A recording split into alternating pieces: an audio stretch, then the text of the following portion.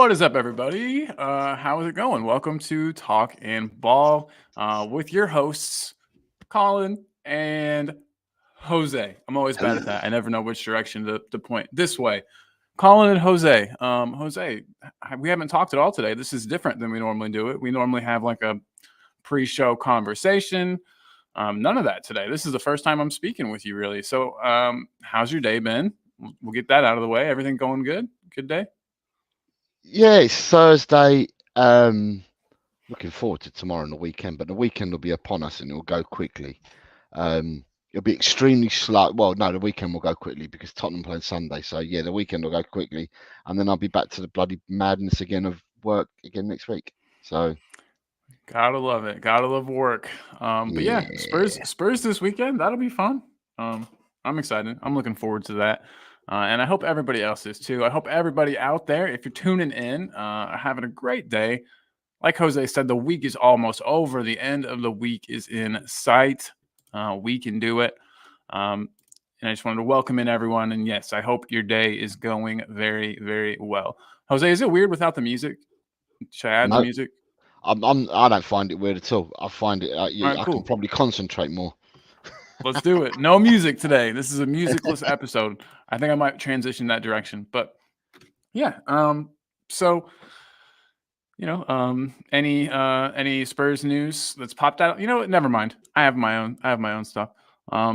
First of all, I wanted to talk about Romero. I know that he's come out and talked about the cards he's accumulated and how he needs to he needs to fix that part of his game. He needs to sharpen up. He needs to cut that out. And so I wanted to know, with his new outlook on discipline, do you think that officially makes him a top 5 defender in world football? I mean, we can make a list. He's a top world class player anyway. End of story. It doesn't have to do anything at all. The guy's a bloody World Cup winner. Come on, people, give him kudos. Do you know what I mean? How many other World Cup winning players play in the Premiership at the moment? Have Arsenal got any world champions in their team at the moment? No. Okay. Has So, Liverpool? Yeah. Liverpool, yep, they've got McAllister. Yeah, they do. Man City, Does he play much for them? Yeah, he played in the World Cup. Man City have got Alvarez. You start looking and look for the world champions into people's teams. And at the end of the day, when people keep talking about Cootie all the time, I'm just like, yeah, whatever. Come on, man. This guy's a world champion. He's not like a player that's trying to come up and running and up and coming and has got ceilings and shit like that. This guy is a World Cup champion. End the conversation. There's nothing more yet needs to be said. Now there are some people that win. I mean, Nottingham Forest have a World Cup champion because they have. I can't remember what his name is now, but they've got an Argentinian that's playing in their squad. He ain't exactly the best player. Montiel, I think it is. He ain't the best player. He was quite often a sub for Argentina. Played a few minutes, not much, and ended up being a world champion. Because to be a world champion, there's a squad of 25 players, so all 25 are going to get it. But with Romero is a regular starter and is a fixture in the Argentinian team, not squad, but in the team, and therefore is a proper world champion. So when people start talking about him, I'm just like, yeah, okay, fair enough, whatever. Doesn't make sense. Whatever, indeed. But I do think, though, that this will kind of elevate him. I don't know. I think it will kind of elevate him a bit. We really missed him whenever he got, suspended.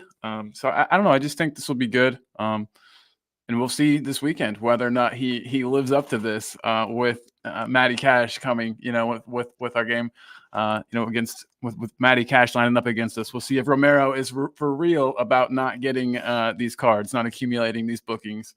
We got Pranvat in the house saying, "Hey guys, what is up, Pranvat? Hope you are doing well, my friend. It is good to see you. Very good to see you as always. What do you think about Romero, Pranvat? Top 5 defender in world football? I think I'd go as far as to say yes, but there's definitely arguments to be made. Pranvat, if you're still here, make sure you tune in tomorrow at 4 o'clock so you can get your predictions, mate. You missed last week. Yeah. So tomorrow, same time as we're on now, do your predictions tomorrow, mate. There we go. Tomorrow. Predictions Pranvat. League tomorrow. Yeah. Get yourself 4 p.m. GMT. Yeah, can't wait. Looking forward to that one. Pranvat saying, yeah, no doubt he is top 5. Absolutely, absolutely, man. It was Messi, right, who said that, like, get him, bring him in. He's the best defender. I mean, and I know they're compatriots, for the national team, but if Lionel Messi is saying go out and grab this guy, he's the best. I think it's a pretty good endorsement.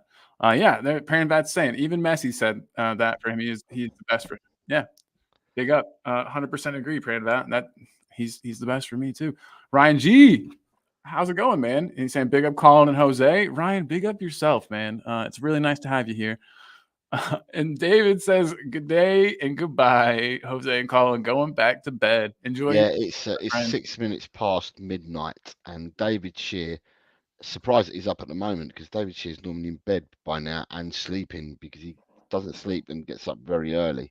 So, yeah, David, have a restful sleep, my friend. We shall see you on the other side, pal. Yep. See you soon, man. Hopefully you watch back on the recording. Pranvat saying even Messi says that sorry. So even Messi says that he's the best for him. Pranvat says he's got a golden question. It's not a golden question for me, but he's got it there. He says Messi or Ronaldo. It's easy. It's easy. Messi. Just hands down. He's a world champion. He's a world champion. True. He's done it in from day one. He didn't convert to the position he played. He was just born gifted. Yeah. Ronaldo had to work at it, right? And Ronaldo's done really well. Don't worry, Ronaldo's done really, really well. And Ronaldo had to work it, and Ronaldo had to have different adaptations, because he started off as a winger, and then went to forward. So different adaptations, and he's done really well to have longevity. But when I look at Messi, okay, Messi's now stepped down to go to the MLS. But if I said to you, if I could see a player still doing it in the top 5 leagues, week in, week out, it'd be Messi. But then that's probably because Ronaldo's a lot older than Messi, isn't he? I think. But anyway, it's Messi. Messi hands down. You look at the amount of Ballon d'Ors, the amount of league titles the man's got, the amount of everything he's got, the accolades that he's racked up, and he's a world champion. It's different. He's a world champion. To me, they couldn't be more different either. I know they're compared a lot, but they're such different players. Their strengths are different. Their playing styles are totally different. Where Ronaldo relied on like strength and speed. I guess Messi has quite a bit of strength. He's pretty good at holding up the ball and holding players off of him. But yeah, they just seemed like totally different players to me. Like you said, Messi was kind of born like gifted. Ronaldo had to work and refine his skills and his body. Ronaldo's a mean player. Ronaldo's a mean player, man. What Ronaldo's done, it's never going to be beaten. You're not going to get. There's no one that's going to play for Portugal. There's no one that's going to play for Portugal and get the caps that he's got and the goals that he's got. Right? I don't even know who stacks up the highest in your Champions League goals. I don't know whether it's Messi or Ronaldo, but some of these records that these guys have got will never fucking be broken. Never be broken. But at the end of the day, if you're looking at 2 players, Messi or Ronaldo, for me it's Messi or hands down. Hands down. Not even a debate. Hands down. End of. And then I know I shouldn't be bringing this into it, but he seems a more likable guy. I can't help but bring that into it. Ryan though says Messi easily, Pranvat, not even a debate. They're only comparable by statistics, says Ryan. Agreed, man. David Shear says can't hear you. This snorting, I mean snoring. LMAO. Yeah, get some sleep, David. We'll see you on the next one, man. But always good to have you in the house, Cobber. And Mr. Shear's now in our WhatsApp group. Finally, good deal. Nice to have you in there, have you not seen the messages? No, I haven't checked anything today. He was messaging as soon as I added him. Good deal. Good to have you in there, Mr. Shear. Always good. That's awesome. Pranvat though says I don't think it's close. I think Ronaldo's biggest achievement is being compared to Messi, but still I respect Ronaldo a lot. He's one of the greatest players. Yeah. Am I losing my mind? Didn't Portugal win the Euros once? Yeah, but the Euros is not the World Cup. I understand. Yeah, but that's still a pretty big achievement. Okay. So Messi's won the South American equivalent, Yeah, and he's won the World Cup. So what do you want me to The say? actual dance. Yeah, no. I was just thinking taking a team like Portugal and winning any kind of a tournament with them. I'm just saying they definitely weren't the strongest team, I don't think, in that tournament. So Oh, but no, but yeah. Portugal had, right. If you look at the Portugal team, right, that Mhm. won them Euros, they probably had people like Ruben Diaz playing, Pepe, João Cancelo, Fernandes, I forgot about Pepe. Yeah. Ronaldo's. They had a fair few players that were playing for very, very high caliber teams, right, in Europe. If you look at their squad, with Argentina's squad, yeah, they had some players, but you know, at the end of the day, I think Messi more carried Argentina than what Ronaldo did Portugal. I think Portugal was an all-round achievement with a lot of different players, a lot of good players. Okay, so the crown jewel was Ronaldo, but they had a hell of a lot of good players in their squad when winning the Euros and household names. Argentina, I don't think it had household names. McAllister weren't a household name. Oh hell no, not at all. Alvarez, a youngster. Do you know that Alvarez is the most decorated footballer in history? In the No, sense that he's and won, near enough every trophy that he's ever entered in. yeah, World Cup. He's won the And league, the FA Cup, League Cup, Champions League, Premier League title, World Cup, South American Championship, league titles with them as well. Everything he's entered, he's won. Alvarez is what, 23? He's just so decorated. young It's beyond man. belief, Alvarez. God. Yeah, absolutely. I wonder if he'll. I don't know. I'm excited to see where his career ends up. See how he grows and matures as a player. He'll be one to watch for sure. Pranvat's making a good point though. He says, "Guys, remember I am a United fan, but still prefer Messi." LOL. Love Yeah, that, but Pranvat. we know that, but we're still giving props to Ronaldo as well. So although we're saying Yeah. it's Messi for us, we're still looking at the positive points as well for Ronaldo, and that Ronaldo really adapted his game to become the player he is and the longevity that he's got. Although saying that, it must have been hard work to turn into that body that he's got, which seemed to turn in overnight. From when he left Man United to Real Madrid, he Yeah. was transformed in like 3 months. Same with You're just Gareth like, Bale. yeah, They've they're got something in transformed. the water over there. Yeah, in Spain, man, I didn't find them supplements in Spain when I've been out there, but they obviously I did. think you gotta have some scratch. You gotta have some cheddar for that. They must have the best doctors, literally like skirting around what is and isn't illegal or banned substances. You know what I mean? They're definitely doing something over there. But Yeah. I don't want to get into my Gareth Bale's juicing talk because I could go on about that for a while. David Shear though says it's R9. Oh my god, I love that. R9, the original Ronaldo, yeah, he was absolutely insane in the membrane. But then he played with Ronaldinho and Rivaldo. For me, it was the 3Rs. And they also had Bebeto that played with them as well, who was from my team, Deportivo. And Bebeto played up front. I'm actually not even familiar with him, but I am familiar with the other two gentlemen that you spoke of. Ronaldo and Rivaldo. Rivaldo was at my club at Deportivo La Coruña as well at the same time as Bebeto. And they both got sold on for dirt cheap money. We bought them for £500,000 each, and we sold them for 20 odd million pound each as well. So yeah, we're a feeder club. Nice. So yeah, that's pretty good for. I mean, that would be pretty good for your club, right? Or for that team. And that. Well, imagine spotting talent like that and paying £500,000 for them nowadays. Absolutely. Give a big shout out to those scouts doing a good job. Ryan G, though, Messi is a playmaker first with over 800 goals. Jesus Christ, that number. Whenever you look at it like that, 800 goals, and he looked the real deal since he was like 17 or whatever, and came into the first team at Barcelona. He might have even been 16. But yeah, so Ryan, I agree 100% with you there. David Shear, though, saying the phenomenon. Still talking about R9. Ryan G says R9 best striker ever. And then they did win the Euros, but they came third in their group and should have been out. Interesting. I'm not sure. Do you know anything about that, Jose? What's that, mate? So he said they did. Ryan's saying they did win the Euros, but they came third in the group and should have been out.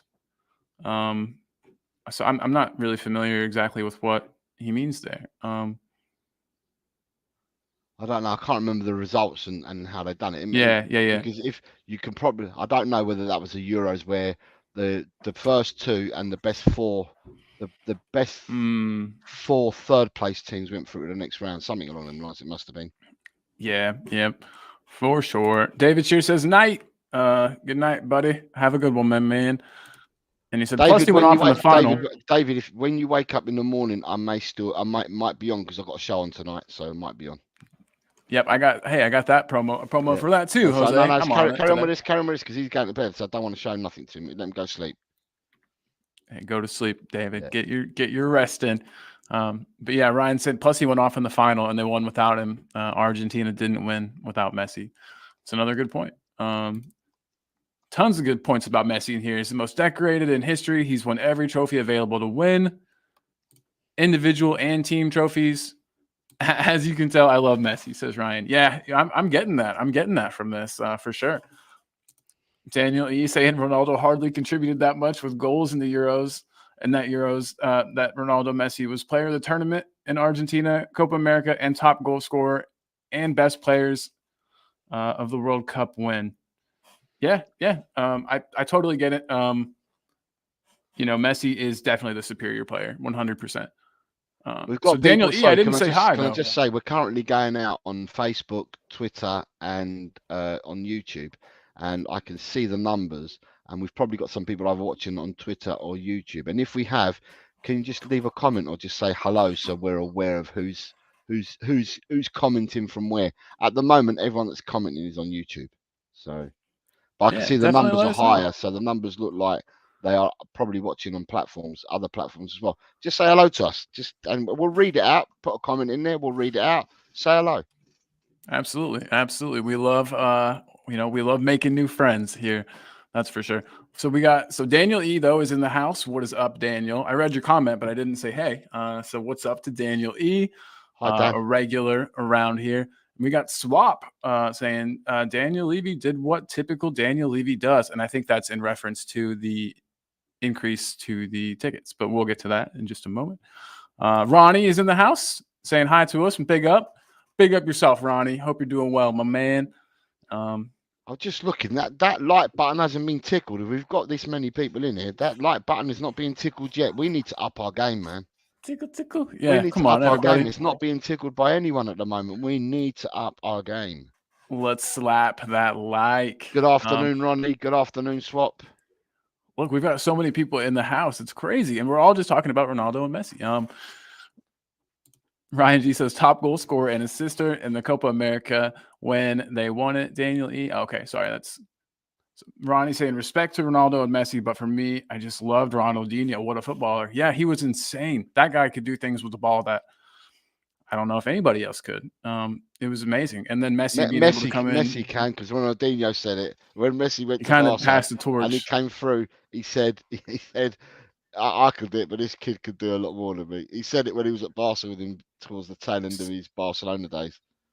Snap. Yeah, well, that's considered like how good of a replace. Like you can't, you got to replace Ronaldinho. It wasn't a replacement because they both played together. So yeah, for a couple of seasons, they both played together. Yeah. But I guess I'm just saying, if you had to have a replacement, you know what I mean? When Ronaldinho left, you couldn't have been left in more capable hands than the hands of Lionel Messi. So that worked out pretty well for them. Ryan is explaining that the rules changed, but at that time, the third place team went through, I guess.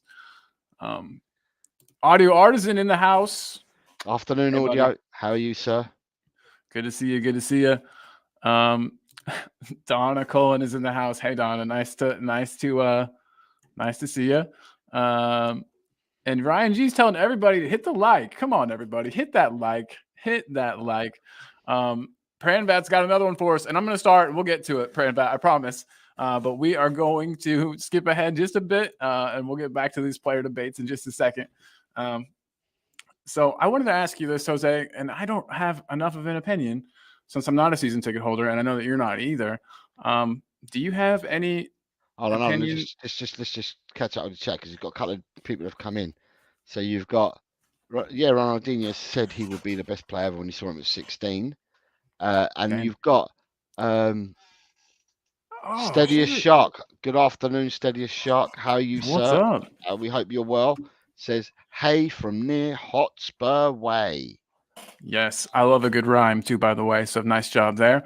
And then you got Ryan G saying Pramvat Singh, obviously Ronaldinho. Right. So what was you going to ask me? Sorry, Colin. I just caught up with the chat. Oh, no, you're all good. Thanks for doing that, man. I appreciate having you as my wingman here, helping me out. But so me and you, we're not season ticket holders, but the season ticket prices have increased and people are angry. What is do you have any view on that at all? Any kind of Everyone, opinion? okay, I don't want to get into politics, right? But for me, everybody's put their season tickets up. It's not just Tottenham. But the thing that they've done, I think, has probably angered people even more, is what they're doing with the concessions for older people.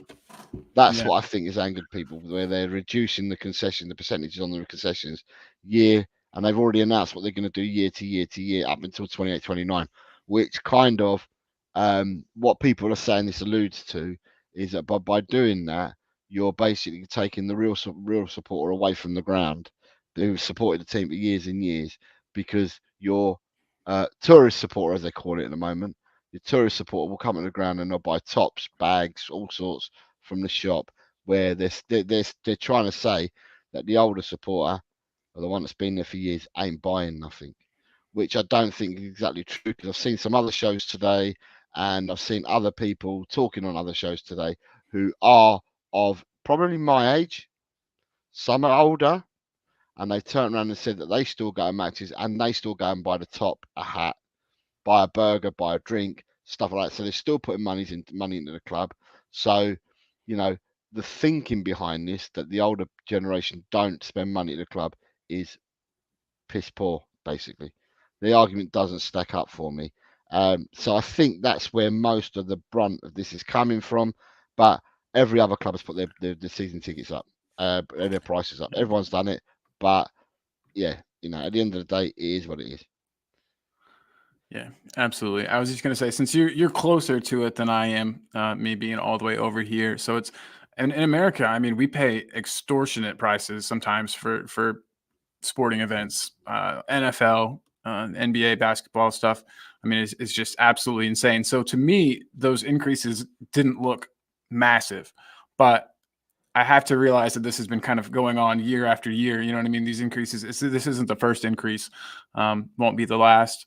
So, and I also understand that I think, we're talking about like the local fans being priced out of things because the area around, the Tottenham area isn't, it's not Chelsea, you know what I mean? It's not the Chelsea area.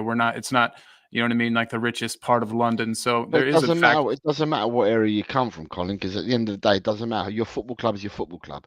And people could be born in the area, support the football club, but through life and through changes, you move away from the area, but you still come back to support your club. So at the end of the day, it doesn't really matter about where you live and where you don't live. What I'm saying is, if you supported a club for 50 years, right, and you're in that Yeah. age bracket now, let's say you're from 55 upwards, you've been going to games from when you were 5 years of age or whatever, and 50 years later, you're then being hampered, you're being given a little bit of a tickle by, you get 65% concession or whatever, but then every year thereafter they're going to reduce that concession. Then I can understand the frustration from the older fans, because that concession applies to people of a certain age. Yeah. So, and I can understand the older fan being absolutely pissed off with it, because they've supported the team through thick and thin. But I don't think the argument's stacked where people are saying, yeah, but it's because they don't spend any money. Because I've heard people today say that they go to the game, and these are people at Personally. 55 upwards, and they go to the game and they'll buy a hat, they'll buy a shirt, or they'll buy a drink, a sandwich, something to eat, but they're buying something. So they're spending money that's going into the club. So that old adage, you're stopping people because you don't think they're spending money. Well, they are. They are actually spending money. So that's not the reason why. It is pure greed more than anything else. But people are still spending money. So the older generation going to games are still spending money. So, at the end of the day, it is pure greed. So, but the thing I will say, sorry, to finish it off on this, is that there are different models in Spain and in Germany and other countries. I don't think Italy have the models that they use in Germany and Spain, but some of these models in other countries, the fans own the club. So these decisions are taken by the clubs. Now you try and go and buy a season ticket in Spain, and I bet you get your season ticket for Barcelona and Real Madrid far cheaper than you get a season ticket for an English club over here. It's different models. And the other thing is that, to me, whilst you've got mental people in the game that are prepared to spend £100+ million on players, you got to make that money back somehow, ain't you? And if you're doing that in this, if you're doing that in this league, then the prices are just going to keep going up. Forget about inflation, because this country's currently, the inflation's quite high here, so that's why everything's still on the up. But regardless of that, if we started reducing the prices of that you pay players, then your overall bill Talent reduces pool. as well. Well, no, I'm just saying, if you stop spending £100 million on players, and then if that comes back down and becomes more normalised, and wages become more normalised, then that means that you're not having to spend as much on wages, like on salaries, and on transfer dealings, which then means that your ticket prices should then drop. But whilst we're living in a mad inflated league that we are, these prices are going to continue to go up. Not that I agree with it, but that's what's going to happen. I mean, I heard people today turn around and say they remember going to the ground and paying £2 at the turnstiles to get in and watch the game. I remember them days as well. You pay £2, you go and you go in the turnstiles. The turnstiles that used to rotate, they used to make noises as you used to walk in. None of this fancy put your barcode in and all that shit. There was none of that crap back in the day. You could probably squeeze 2 people through the turnstiles at once if you were creative and sneaky enough. Yeah, but they had people there, man. The people never used to do. But I had people there all the time. The only time that I saw people sneak was when at half time a gate would be left open at half time or whatever. People used to sneak through the gate.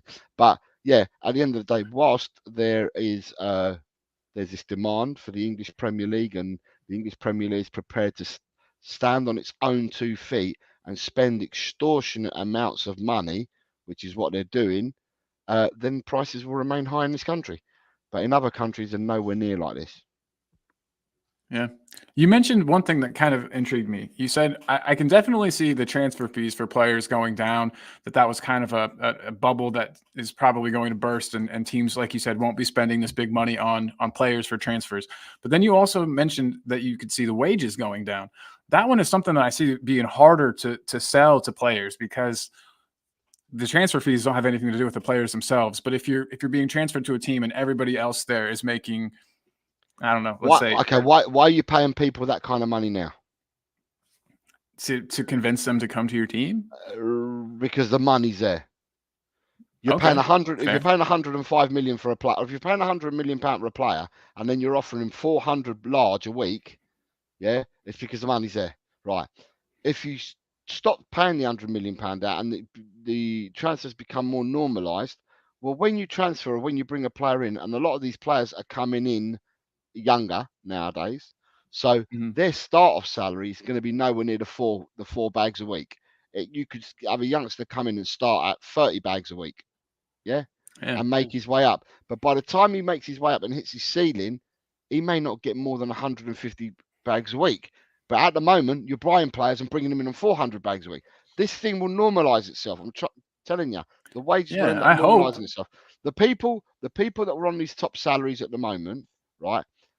What happens to everyone in daily life? We all get older, don't we? By each day we're getting older. Age out of the right. Yeah, so you'll age it out. The people that are getting that type of money will age out, and the new people that are coming to play will age in, and there'll be a new way of paying people and stuff like that. Or that's what I'm thinking is going to happen, and that's what I hope does happen. I just think it would be hard to sell. You're right. It would have to be as these players on the high wages age out, because I don't just think you could sell to another player, hey, we're going to pay you 150 while these other players are making 300. So yeah, that one just. By the same token as well, Colin, right? If we look at it, right, at the moment, right, we've got someone at our club, right, who's getting paid 200 bags a week, and he's on loan at another club, right? No kidding. Yeah. Now, when he gets his next contract, wherever he goes and wherever he ends up, do you think he's getting paid 200 bags a week? Hell you no. go. So this is what I'm saying here. So things change, and things over time will change. And I feel that salaries will come down and be more normalised, but so will the amounts that are spent on transfers. I.e., you won't get clubs going out spending £100 million on a player willy nilly once, twice, 3 times in the season. So some clubs, there is a club that have inflated the market. They've been doing it. But I think we'll end up stopping because you don't see that kind of craziness going on in Spain. That craziness doesn't happen in Germany, and that craziness definitely doesn't happen in Italy. And now, where's the fifth? Where's the fifth highest league?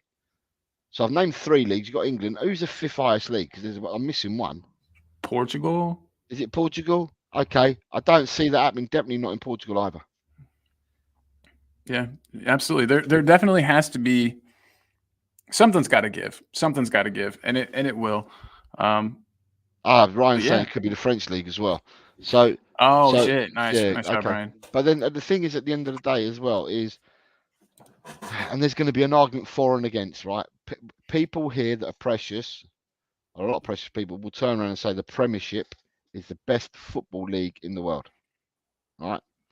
Now, does the best football league in the world come because you've got is the English Premier League the best league in the world because it has the best players in the world? Are we saying does a person say it because of that? Does a person say it because it's the most competitive league, so it's even Stevens for all 20 teams? You know, there's a reason why people say it's the most competitive, it's the best league in the world. But I would argue, so much to say, that some of the best players in the world are playing in other leagues. They're not playing over here. I'd argue that. It's a good point. So, what do you think makes the Premier League the top league in the world? Is it the competitiveness?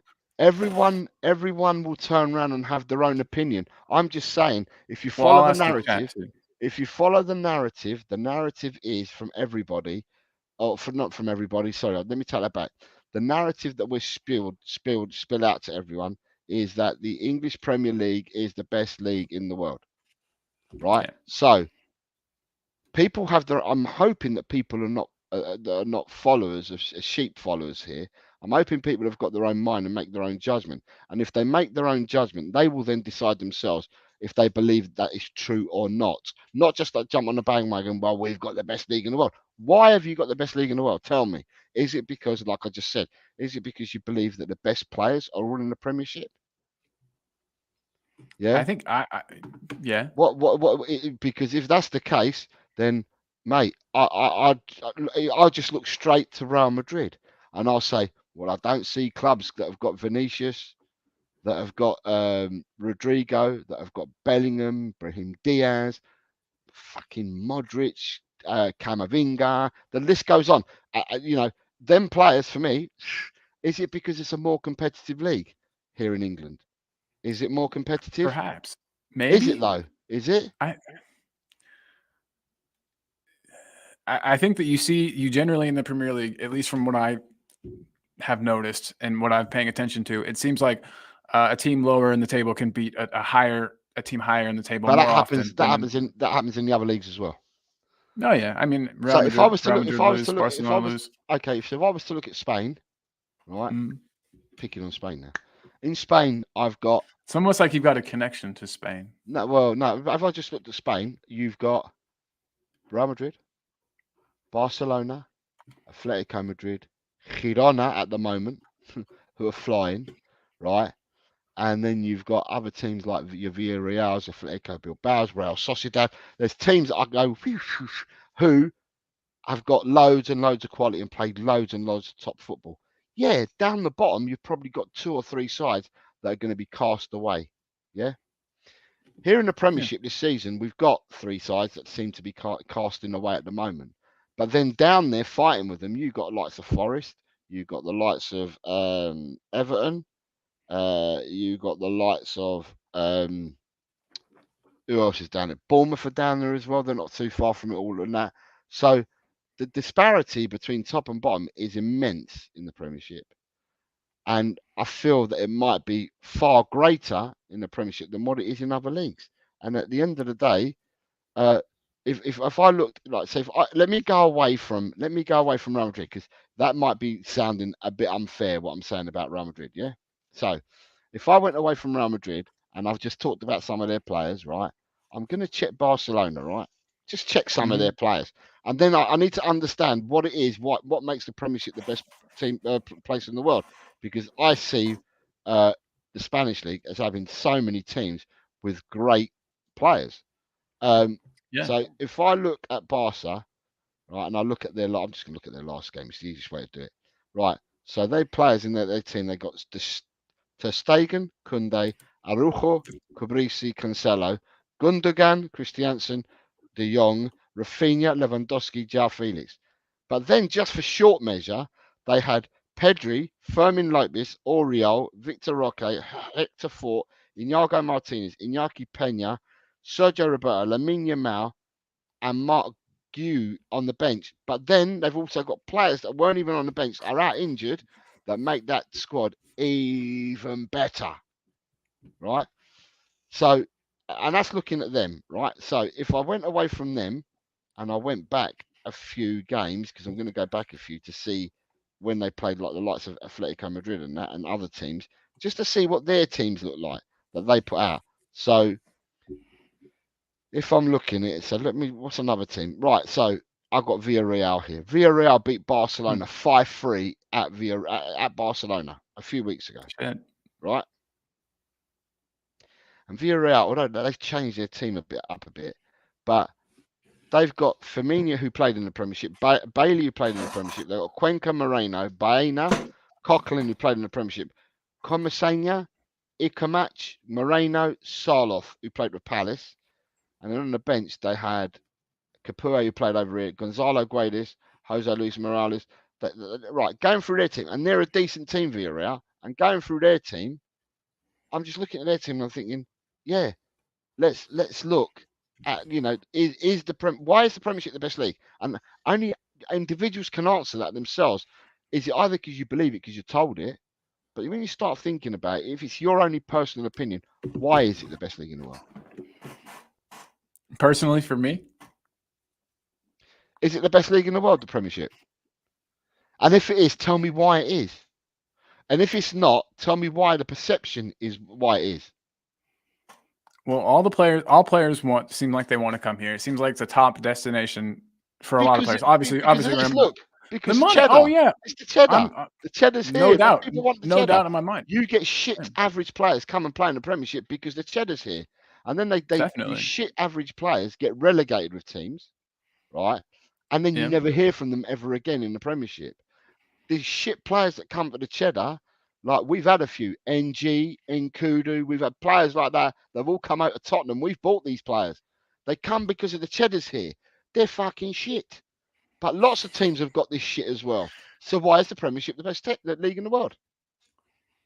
Yeah, it's all marketing and money, most likely. Man, there was even some goofy stuff I was reading into about how this was really silly, but with televised games, the Premier League had done something to make their grass greener, and other leagues were like, we have to do the same thing so that it looks bright and vibrant on TV. It's weird how much leagues put into things like that with marketing. Like I would have never thought of, oh, we have to make this look good on TV. You know what I mean? To me, it's just about the football. But so yeah, I mean, the quality of the marketing, the quality of the broadcasts, maybe for people who, you know what I mean, for people who watch. I know that it's all catching up, but there might have been a while where the quality of video, I don't even know, in the Premier League might have been better. This is tough. I don't necessarily think it's the best league in the world, or else teams from England would be winning the Champions League every year, which doesn't happen. So, I mean, listen, right, I'm going to go, right, this is a while ago. So this game was played on the 3rd of December. So I'm talking a game that was played 3 months ago.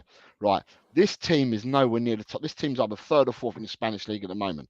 And their lineup was Oblak in goal, who's one of the best goalkeepers in the world. They got Molina, who's a World Cup winner, Witsel, Jimenez, El Hermoso, and Riquelme.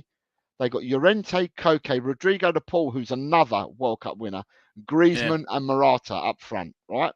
And on the subs bench that day, they had Azpilicueta, Sol, Depay, Angel Correa, Samuel Lino, Gribic, Soyuncu, Savic, Gavilan, Mandava, and Alaman. This is fucking Atletico Madrid. Atletico Madrid would do numbers if they played in the Premiership. So that's why I'm trying to understand. If we look at the Premiership, and again, I'm not saying that you and I and anybody's got the right answer to this, but we are fed by people to say that the Premiership is the best league in the world. I asked the question, as an individual, do I believe that it is? And if I believe it is, do I believe it is because of the players that we get coming? Do I believe it because of the teams and the structure of the league makes it so competitive between all the teams? And if I look at that, no, I don't believe we've got all the best players here. And no, I don't believe it's as competitive as what people think. Who's won the league title in the last 8 years? How many teams have won the league title? 3 at a push. And Yeah. I think Man City have donned it, and I think you might have got Chelsea have won one, and maybe Liverpool have won one, but the other 6 Man City, right? You go to other leagues. Was that Leicester one? Was that Leicester one over 8 years ago? Yeah. Time perception. Damn, dude. 16? Did they won it 16? 15, 16 or something? Man, my time perception is just screwed. But yeah, so you're at probably the end right. of the day, yeah, at the moment it's one-way traffic. It seems to be Man City are ruling the roost. Now, you could turn around and say in Germany, Bayern rule the roost. Yeah. Yeah, but this season's been a little different. Yeah, but Bayern rule the roost. But in Germany, you've had Dortmund have won the league, I think, in the last 8 years. I think somebody else has won the league in the last 8 years. Another German team has won it. But generally, they rule the roost, right? In Spain, yeah, it's going to go to either Real Madrid, Barca, maybe Atletico Madrid, right? 3 of them that battle out for the league all the time. But, at the end of the day, why? I'll go back to it again. Why do people think it's the best league in the world? Is it because you're spoon-fed this and you have got no thought for yourself about it? Or do you actually do believe it is? And if you do believe it is, why do you think it is? And that's what I ask people to think about. We have got so much chat coming in. I know, exactly. We really do. So let me just go back to where we were. I'm trying to see where we were. So Dirty Sanchez has come in and said, yeah, hi, hello, chaps. So we've just catch up with Dirty Sanchez. Then says, capitalism versus fans. This has happened before. And then Dirty Sanchez then goes on to say, ticket prices will always be a source of tension because of the interests of the fans, and ENIC aren't aligned. We have the youngster from Colorado in the red corner. The youngster from Colorado is Leo. I wouldn't box him. That's for sure. You've got Brian G. said, personally, I've always thought the Premier League is overrated. Ryan G also says Tottenham make enough money right now. They didn't need to up the prices. Daniel Levy will keep milking the Spurs fans year in, year out. And that's coming from a Wolves fan. And that's his opinion. Pramvat saying, guys, got to go now. I will be back. Pramvat, will see you when you get back. Ryan G has said, the games are exciting, but the quality of football is not as high as people make it out, in my opinion. Then Ryan G says, the Spanish League was better than the Prem for years, and people still thought the Prem was better when all the top players in the world played in La Liga. Jishnu says, for me, La Liga comes first in terms of quality over the Premier League. Dirty Sanchez, UEFA club coefficient is the best judge of league strength, and England is well clear. In coefficient, England is third, Dirty Sanchez. That's why they're battling to try and get into the top 2 to get the extra place for the Champions League. At the moment, England currently stand in 3rd place on coefficient. The first 2 in coefficients get the extra spots for a 5th place Champions League team next year. At the moment, England are sitting in 3rd place. They need England to have a good run in the competitions and outpoint, I think it's Italy and Germany. Is it Italy and Germany that are in front now? I'm not sure, but I know that England have dropped down to 3rd. So yeah, they've got to do well this season. Ryan says, agreed, Jishnu, the football was easier on the eye. Right, Adrian, good afternoon. Adrian says, good afternoon, and then says, if less money was paid in footballers' wages and less money on football transfer fees, then ticket prices and season ticket prices could be reduced considerably. You have Stay Humble saying afternoon, Jose and Colin in the chat. Mosquera was one of the players that I said for Villarreal, but he's on loan from Wolves, but he'll be back with them next year. We have a good afternoon, everyone, from Bobby K. Hope you're well, Bobby K. Stay Humble is saying Levy is making us pay for Joe Lewis's court fees while the ticket prices rise, and then goes on to say La Liga is better than the Prem. We just get La Liga is better than the Prem. We just get best attendances. Jishnu, I don't think Man City can dominate La Liga as they are on the Premier League in the last 3 or 4 seasons. Stay Humble is saying Clinton, NG, and Janssen from when my comment was earlier.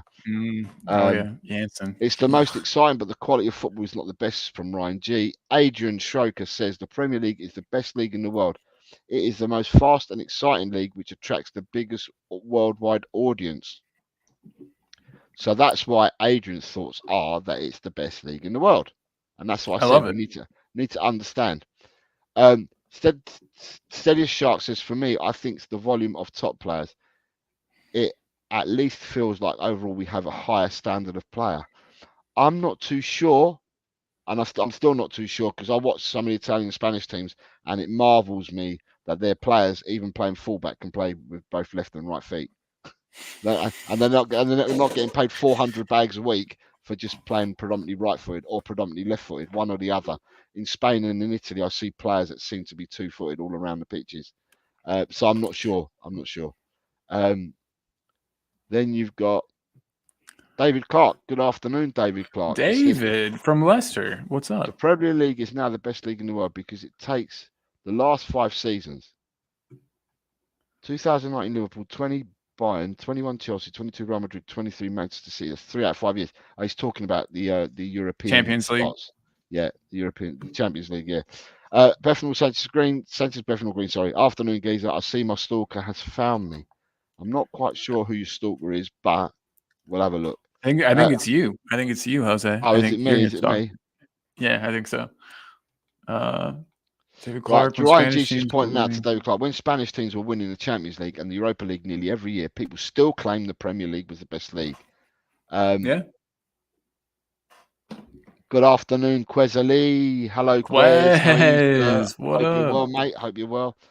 Ryan G. So we've got 3 more and then we can carry on. We've got Ryan G says, Prem has the biggest worldwide audience, yet English fans can't watch the majority of the games on live TV. But everywhere else, you can watch all of the games. Then he says, David Clark, I was just making a point, Premier League fans say it's best though. They're talking to each other. Bottom half of Spanish team players are class compared to ours. That says a lot. And Mr. Clark comes in with, why have Spurs purchased the only Brazilians who haven't any coordination with both their feet? It's because they're not Brazilian. I keep saying the Home Office need to check their passports. Anyway, right, we've caught up with the chat. What do you now have for us, Colin? Because that was a good old, that question that was asked went on for a long time. Woo! Yeah, it did. So I can't say this. Whether we got an answer or not, I don't know. But it went on for a long time. It did. It sure did. But I love it. I love getting the input from the chat as well. So I'm not even going to try to say this dude's name. Yes. But did you see this quote from his agent? Harich Scalia. Yeah. Did you see his agent's comment? This comment from his agent. Right. This is the guy that I'm telling you that is proper world class. This guy. I watched him. He looks fucking incredible. This youngster is this guy is elite, right? If you want to play him in the 10, you want to play him out from the left, you want to play him out from the right, anywhere along the front 3, or you want to play him as a 10. This guy is world class elite. Absolutely. I saw him doing the most damage from the left, from the highlights I was watching. This guy is a magician, man. This guy is superb. He's an absolutely brilliant footballer. This guy is the guy that I said the other day. And I said, when we were on Spurs Kings TV and we were looking at wingers and that, I actually brought this guy's name up and said, at the end of the day, Napoli are doing so badly this season.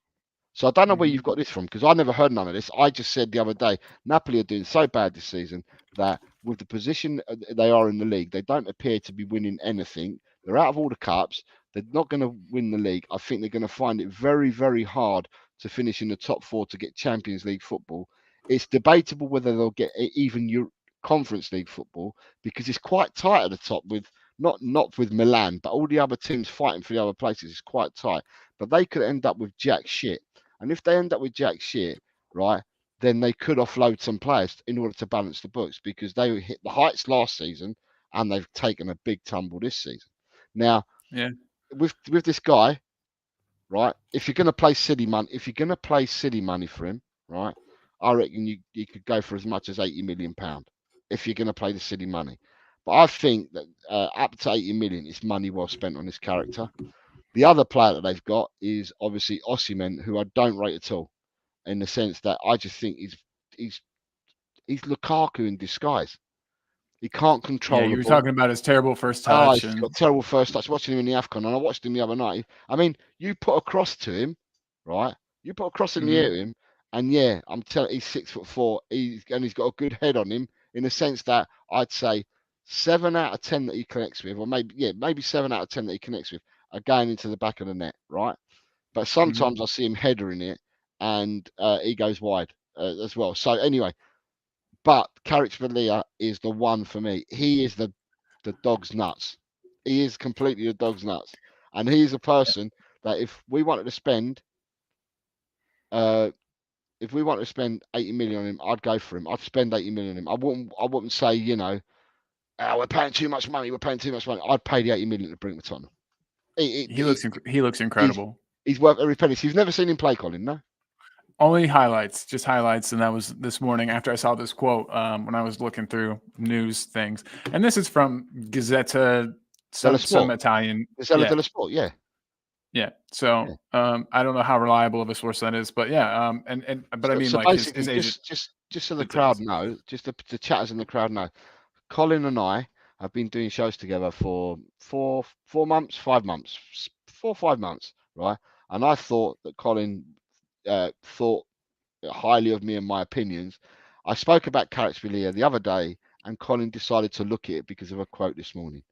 Thank you, Colin, for listening to every word I say. So I saw it this morning, and then I thought Jose talks about this guy all the time, so maybe I should ask him about this. So yeah, I like that he says. I like how his agent said it to the club. Like, we were talking to the club. He will leave if Napoli receives an offer they can't refuse. I don't know, just the way he said that, it almost seems like a threat. I like it. He will leave. And I've read that he's one of the lowest earners at Napoli. That he doesn't get paid like shit.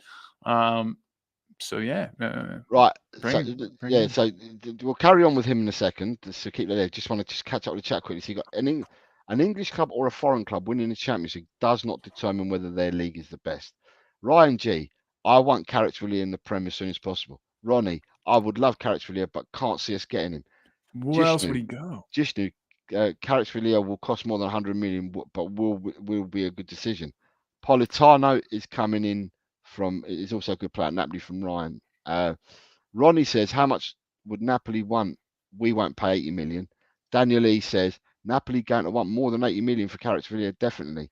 And Levy would never spend that sort of money to stay humble. So what's the point of talking about how much money we have? Yeah, going back to what I'm going back to, Daniel, I said 80 million will probably get him away.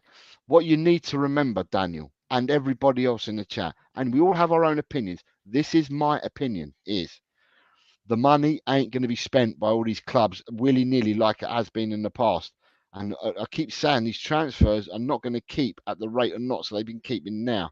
Now, what a club wants to sell for and what a club will end up getting are going to be two different prices, right? Yeah, I'm saying that for someone like this player, I don't think anyone in the world is going to pay £100 million for him. That's why I've said it at about 80, because I don't think anyone pays more. No one will pay more than 80 million for this player. No one in the Premier League, and let's face it, the money's in the Premier. The Italians ain't got 80 million. They ain't got a pot to scratch in. The Italians want to sell clubs to the Premiership because they ain't got a pot to scratch in. Spanish clubs haven't got a pot to scratch in. That's why they're loaning so many players. Yeah, exactly. They haven't got a pot to scratch in either. So the only money is going to come from England. Tell me who in England is going to start for the only people that have been throwing money about willy-nilly is Chelsea. And even Chelsea have released their books today. And although Chelsea get 1 year's grace because they've been taken over, so instead of doing a 3-year cycle, they're on a 4-year cycle. Still saying that, I think that today, I think they were 112 million they lost. Shit. But they don't get, but they're on a 4-year cycle because they get given an extra year's grace. But I don't think people are going to go out and spend this kind of money anymore. So I think there are deals to be had going forward in the future. I don't think Kvaratskhelia goes for that kind of money.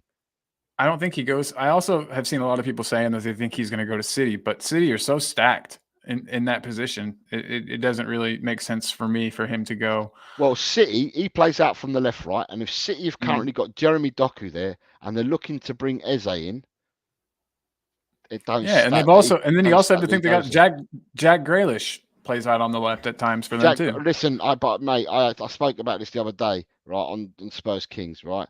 To me, I'm telling you now that I believe Jack Grealish is the player that's leaving Man City.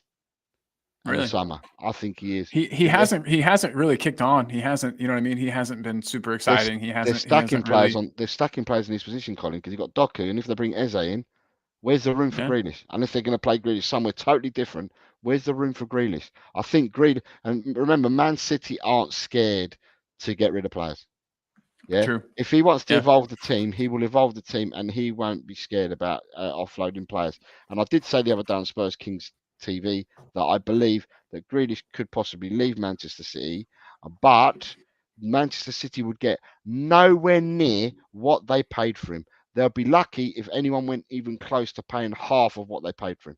So there we go. Yep, absolutely. So, hey, this is terrible, and I am a terrible host, but something just came up that was like pretty important that I actually have to run and go do. So we got through the two most important things I wanted to talk about today, but there's two other things I need to talk about. First, you got to go for full, or you going and you're coming back. I think I got to go for full, unfortunately. But I just wanted to say, if you want me to carry on, I can carry on and finish the show. Can you? And I can see if I can jump back in if I have time. Don't forget to. Right, so have you got two banners up to ask 2 more questions? Have you? Yeah, I do. Okay, well I'll ask two more questions in the chat. It's fine. Well, okay, and then so I'm gonna put them. So it's another thing I wanted to say real quick though was, guys, El Tel Cockerell's mop-up show, Jose's mop-up show is tonight. You don't want to miss that. So that's one thing I wanted to make sure we got out there for everybody. And then, tomorrow we have the ladies show in the morning too. So I just wanted to talk about both of those things. But yeah, Jose, I will be right back. As fast as I can. And thank you for taking over. Sorry about that. I know it's very unprofessional of me. No worries. I've got Adrian. Adrian's saying that he'll come on if I need to. So I'm going to ask. I'll get Adrian on. You've only got a couple of more things to do, so we'll get him on. Yeah, awesome. You guys are the best. Adrian, I'll speak with you soon, and hopefully I can make it back. Yeah, I'm going to send you the link now, Adrian. Before we move on to the next set of questions, so you bear with me a second, mate. You guys are the best. Adrian. Righty. Just have to find Adrian. Do you have you got Adrian's details? You haven't you? Yeah. Someplace. Hold on one second. If you can send him the link, then Adrian can come on. So Adrian, Colin will send it to you now. Colin, I'll see you when you come back on. But yeah, yes, sir. For anyone that's watching, I will be doing my mop-up show tonight at 10 p.m. So come over and see me at El Tel Cockerell. The link's there if you want to come and see me tonight. On a mop-up show, we generally talk about tonight. The mop-up show is where people ask me questions, and we find out. Talk to you soon, guys. All right, see you later. We find out about people and what people like, what they don't like within the chat. So you get to know what your chatters are like. Your fellow people in the chat, and also you get to know a bit more about me because I answer questions. Some are non-football related and some are football related, but we generally have fun. And the other thing is tonight, obviously, Villa would have played their match. Villa would have played their match tonight. So by the time Villa play tonight, by the time I come back on at 10 and I do the show, I'll be able to talk and answer some questions about what my thoughts are about Villa. Good afternoon, Adrian, sir. How are you? It's been a while. All you in the chat. Big up to a lot of you in the chat for being with us. It's been a while, Adrian. How are you? Yeah, I'm fine. I'm always available, but you've got your members and all that. You should take care of them first. I don't actually I'm not actually a member of any other group, although I do appear on podcasts here and there. So lovely. Right, so I'm just going to catch up with the chat, and we can carry on with what we were discussing. We were talking about Kvaratskhelia, and who's coming in. Stay Humble reckons that lawyers will find ways to help clubs spend money. I think a lot of people have been found out when they've found other ways of spending money, other ways of hiding money. I think that, a lot of people have been found out. Ryan thinks, I think prices are about to come down, Daniel. I think they take it without Champions League football. So he's talking about the cost of players. You've got, I think Pep don't like his off the pitch behaviour. He's talking about Grealish and Manchester City, and that Grealish is a flight risk. Jishnu says Kavra 100% will go for more than 80 million. Like I said, there's no people. Tell me people that have got the money. I'm going to come to you as well, and you can tell us your thoughts as well, Adrian. But I don't know who's going to have the money. Adrian says I expect 8 players out of Spurs in the summer and 4 players bought in. We can talk. Let me hold that one there so we can ask that again. Man City offloaded Palmer to get Doku. That's not a good move in anybody's mind. Palmer was actually playing inverted on the right. Doku plays out on the left. So Doku's actually taking Grealish's position at the moment, because the inversion was Palmer, and Foden was the inversion as well, because Foden was playing on the right for Man City. But that's that. So I've got you on here. You've got a lot of people saying goodbye to Colin, and a lot of people saying big up to Adrian. So you've got Ryan G saying hello to you. Stay Humble says you look warm. Robe Master in the house from Bobby K. Swim Master saying bye Colin, hello Jose and Adrian. And then you've got comment saying City maybe sell Grealish and could go in for a player like him, and Doku is another Sterling. Right. Tell us your thoughts then, Adrian.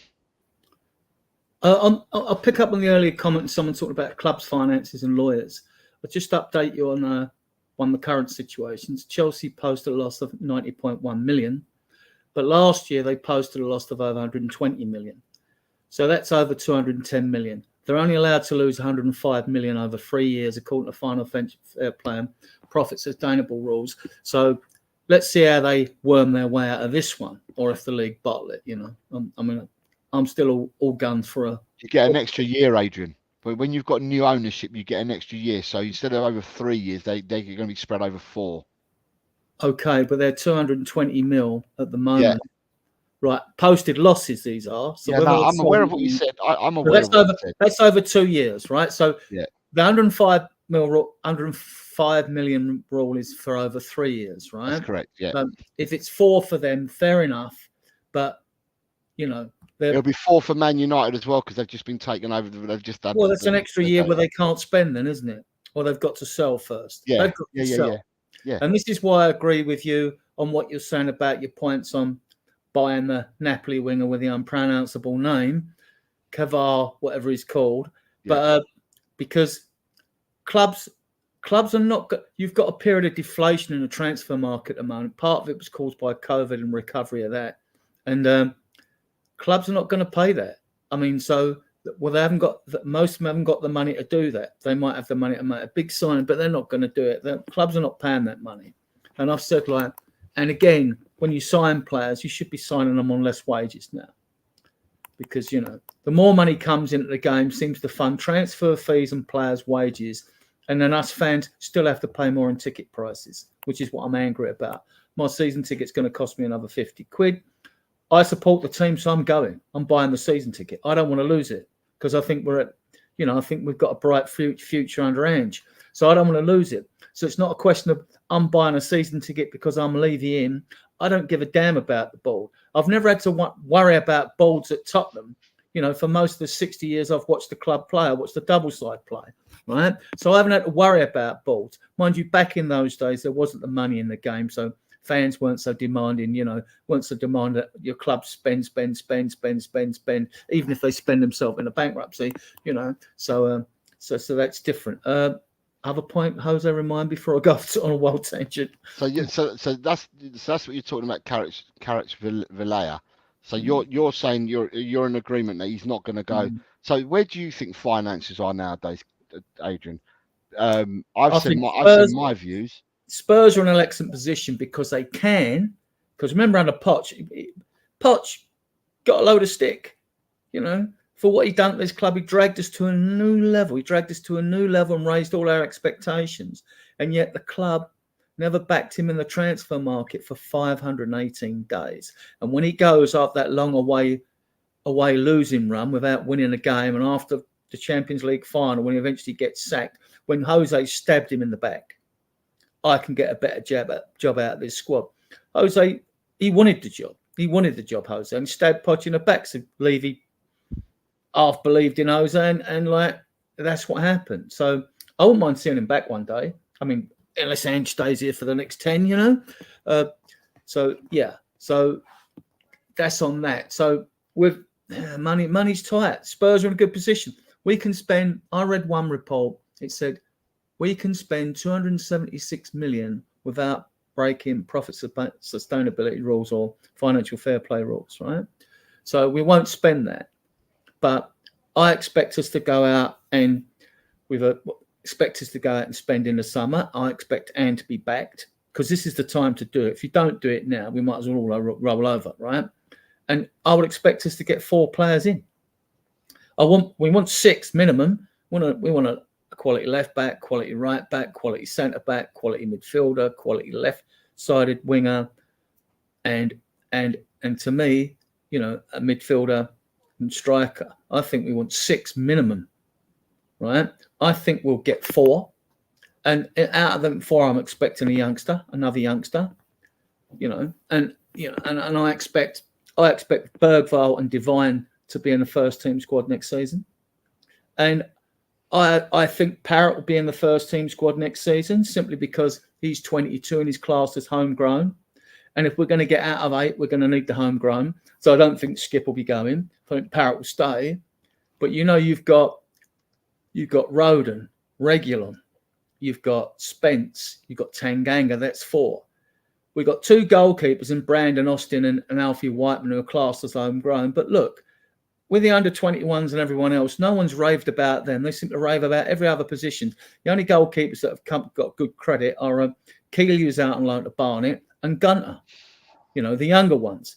And if Brandon Austin is an England under-21 international, hasn't really pushed forward to claim a place as second or third goalkeeper when he's 24, Jose, I don't see it happening personally. Unless he's a late developer like Vicario, which could happen, could be wrong. But so I could see 2 goalkeepers going. I could see Austin and Whiteman going. Although Whiteman's come back from injury, apparently he's getting praise in training and stuff like that. But they are homegrown, so they might be kept because Forster's homegrown. And the fact that Forster was kept as a homegrown, this is another thing. Forster was given a year's contract over Austin and Whiteman. He's 37, 38 or whatever it is, right? What does that tell you about Austin and Whiteman? What it tells me is Josh Keeley, who's gone out on Barnet, has gone out there as the future prospective number 2 for Vicario. That's what it tells me, over Austin and Whiteman. But we're going off a little bit tangent here, I think. But I'm just saying, well, it's because of my recruitment and what I would like to see. I would like to see Bergvall in the squad. I'd like to see. Let me pull you back a second, right? So what I was trying to get to, Adrian, was your thoughts on not Tottenham spending, right? Overall spending. What do you see happening this summer in the overall spend? Will the spend go back and hit the roof again, or is the spend going to be tempered in the summer? You might get the odd. You might get from the Premier League. You might get the odd 50 mil buy, possibly. Newcastle's hands are tied. Don't know what the situation is with Man City, but they have sold players, so they probably get people in. Liverpool, I'm not sure they've got the money, to be honest. They've bought in players recently. I'm not sure they've got the money. Man United always seem to find money from somewhere, but I don't consider them a threat to us in the transfer market because we can afford to go out and buy 3 or 4 players. Some other clubs and pay we could play 30s and 40 millions for them or a bit more, but I don't see Man United doing it. they might buy one player, and we're interested in so many. I mean, we're interested in about 12 centre backs, right? And we're interested in more than one midfielder. I mean, I'm not a Conor Gallagher fan, but if Ange wants him and they get him, that's fair enough. I'd rather get an Ederson or is it Kuhn Miners as well? Both of them play for Atalanta, don't they, in midfield? Yeah. I'd rather get that. If we're going for a winger, I like the look of the young winger Rooney Bargy, which people are that scored against Man United in Europe. I mean, like you're talking about that, but I'm going off track here a bit, and I want it, guys. Let me bring you back on track, right? Yeah. So, Adrian, where I was talking about, or what I've been spouting about, is that we saw what happened in the winter transfer window. Everyone, the brakes were slammed shut.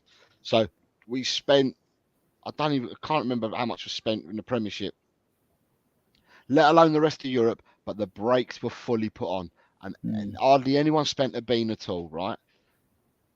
And obviously there's FSR, FFP and stuff like that, and everyone was really wary, and obviously other leagues just ain't got the money, right? They haven't. So with that being said, what I was trying to say, Adrian, was that in the summer, I can see what's happened this winter. I can see that continuing into the summer and in the future, where you had this willy-nilly spending, where you were spending 800 million in the summer transfer window just in the Premiership alone. I don't see them numbers being posted ever again. I think that's going to come right down. All this talk about 80 million for Branthwaite at Everton, it's just a joke. It's not going to happen, right? It's not going to happen.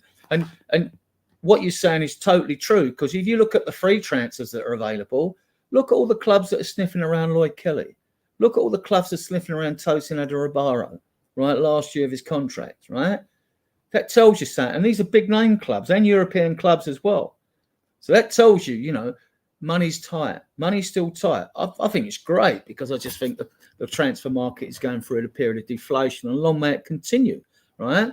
Because I've never been a fan of big prices for players, because the one doubt you have, if it goes wrong, like with Ndombele, look at our biggest buyers: Ndombele, Lo Celso, Davinson Sanchez, and you could even say Richarlison. 200 mil for them four, right? But now, last couple of seasons, our recruitment it's been fantastic. Really, it's been fantastic. So, hats off to the recruitment team. Sorry, Swim Master. I've starred your question, so we'll ask that in a minute. Sorry, carry on, Adrian. Yeah, and I think we'll get 4. We might get a youngster in like Rooney Bargy, or there are others that have been looked at. Hold on, because that's part of the question that's coming up. All right, so we'll answer that. So basically, going back to where we were, right? So you're of the opinion, like me, that we're not going to get mental prices being spent again this summer, right? And so we're not going to get one club, remain nameless, but everyone realises who this is, who's going to spend £100 million 3 times in one season or in a season for players. I don't see. I'd be surprised if any club played more than 50 million for a player. I think we've showed our ceiling with Brennan Johnson, who's got potential. But we hear the figures. We don't know the exact figures, but with all the add-ons, it might be 47, 50 mil. I think that's about within our range. We showed that with Romero and Porro, and I think that's about within our range. And I don't think it's a good range. I think there's a lot of quality players out there. I've posted so many videos in my group of players that we have been linked with. Most of them probably just very tenuous links to them. Yeah, but if anyone underneath Adrian's name, you've got Adrian _Stroker on X, but then he's got Spurs Diehards TTID on Facebook. He has a group that's got over 13,000 members there, and he posts. Yeah, Adrian posts absolutely everything. He does files on players and all the latest. We do the academy, the women's football. We do everything. I need to check on the academy, see the games coming up, and I can watch one or something. Yeah. But so you get all this. So people go to Adrian. It's in his name for Twitter. Hook up with him there, or apply to join Spurs Die Hard TTID on Facebook. So I implore everybody, you're more than welcome to do so. Yeah. And like, I'll leave them in the featured section so they don't just like disappear from view. They stay there permanently until I remove them. Yeah. Right. Just for fans, go and have a look, see what you think of a player and all that, you know. And you get a lot of fans comment who've never watched a player. The same with our academy players. There are Spurs fans out there say that these players should be playing. They've never seen them play. They haven't gone to games like I used to go to the games, and now I can watch them on Spurs play, which, although Levy's in for a lot of stick, I say one thing that is good about it. That Spurs play is excellent. It is excellent, I've got to admit. So you got Swim Master says, I still remember paying that £1.10 to get into the shop as a youth. I think I paid £1.06 to get in the boys' entrance. There you go. Spurs GCTV. 7.5 pence. Spurs GCTV saying, afternoon, I hope all is well. Adrian. Stay Humble says, agree with Adrian. United are a circus. No one is worried about them. Ryan G saying, I don't think Arsenal will spend big this summer. Doesn't look like Villa can either. Stay Humble says, be right back. Need to get groceries. Question that we've got is from Swim Master. Question, what are your minimum players in for the summer for it to be a decent summer window? A few outgoings needed, fed up with these seemingly constant loans. So what is your minimum number of players in the summer for it to be a decent window? 4. Go on then. Young, I'll come back to the winger last because this is a bit of a bugbear of mine, right? Quality left-footed centre-back would be ideal. Right? We need a quality right-back to cover for Porro. I would sell Emerson. Right? He's good defensively, but not in our system. Right? So that's 2. Ideally, because we've got 4 good midfielders, although I've mentioned the midfielder before, I'd skip that for now. I wouldn't skip it, actually. I would get I still think we want a quality left back as well, you know. And I've looked at a few. There's some good prospects out there. Obviously, you don't know if they're going to do well in the Premier League. So that would be 3 at the back. Then what we're looking at, I mean, like we've got. I wouldn't go with anyone in midfield because you've got Devine and Bergwall, and I think they should be brought into the team. I also think Parrott should be brought into the squad because he's 22 and he's homegrown, and Donnelly, who looks absolutely superb this season, but because he's younger, should go out on loan. I think he should go out on loan. I still think he's going to be a sensation. So I think Devine is as well. Up front, you've got Parrott in as a striker. Scarlett now should be gone out on loan as well. I think he's young. He's younger than Parrott. 20, I think.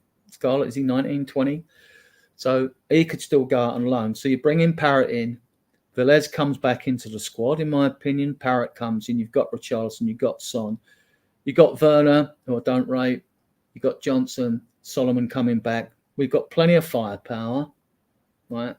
Now onto the wing position. I understand fans like wingers that get you off the seat.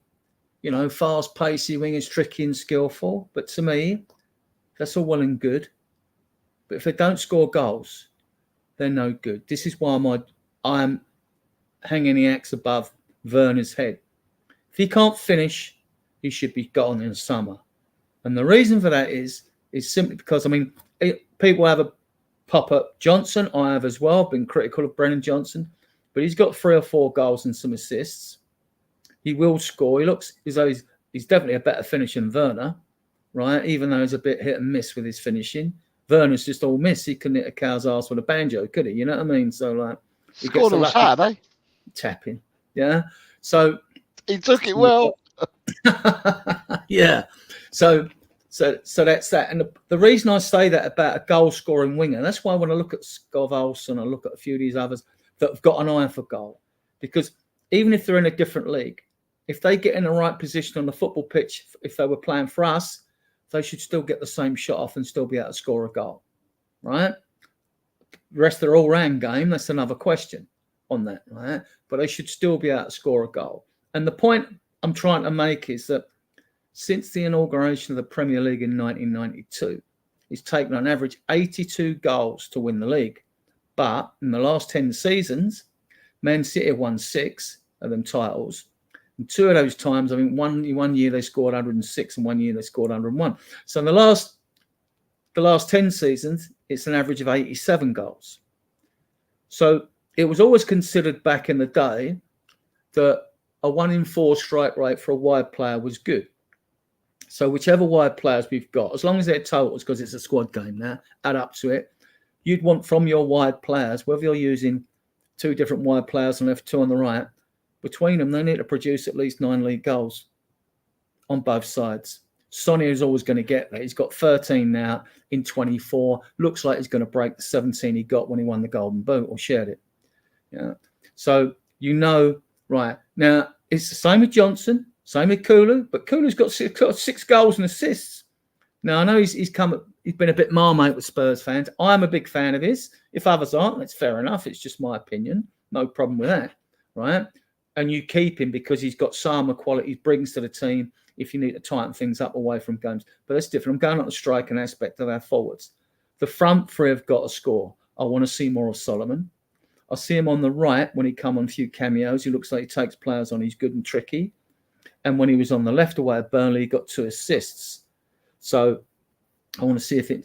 I don't want wingers that can't score goals, guys. Simple as that. I think Johnson will get goals. Kulu will get you goals. Right? He might be a bit of rag over the season, Kulu. And look, let's be fair to these players, even Johnson and all that, although I've been critical of them, right? This system is far from honed, isn't it? It's far from polished, right? The midfield has looked disjointed and lacked cohesion recently. You've got Maddison coming back, picking a ball off the penalty area, which I don't like to see because Basuma was doing that when we was playing early. He was playing direct middle and turning and beating a man and all that. And then Bentancur and Maddison were getting us up the field quickly. The front 3, whatever front 3 permutation Ange's picked, hasn't really clicked except for Burnley away. And we played well against Villa, Newcastle.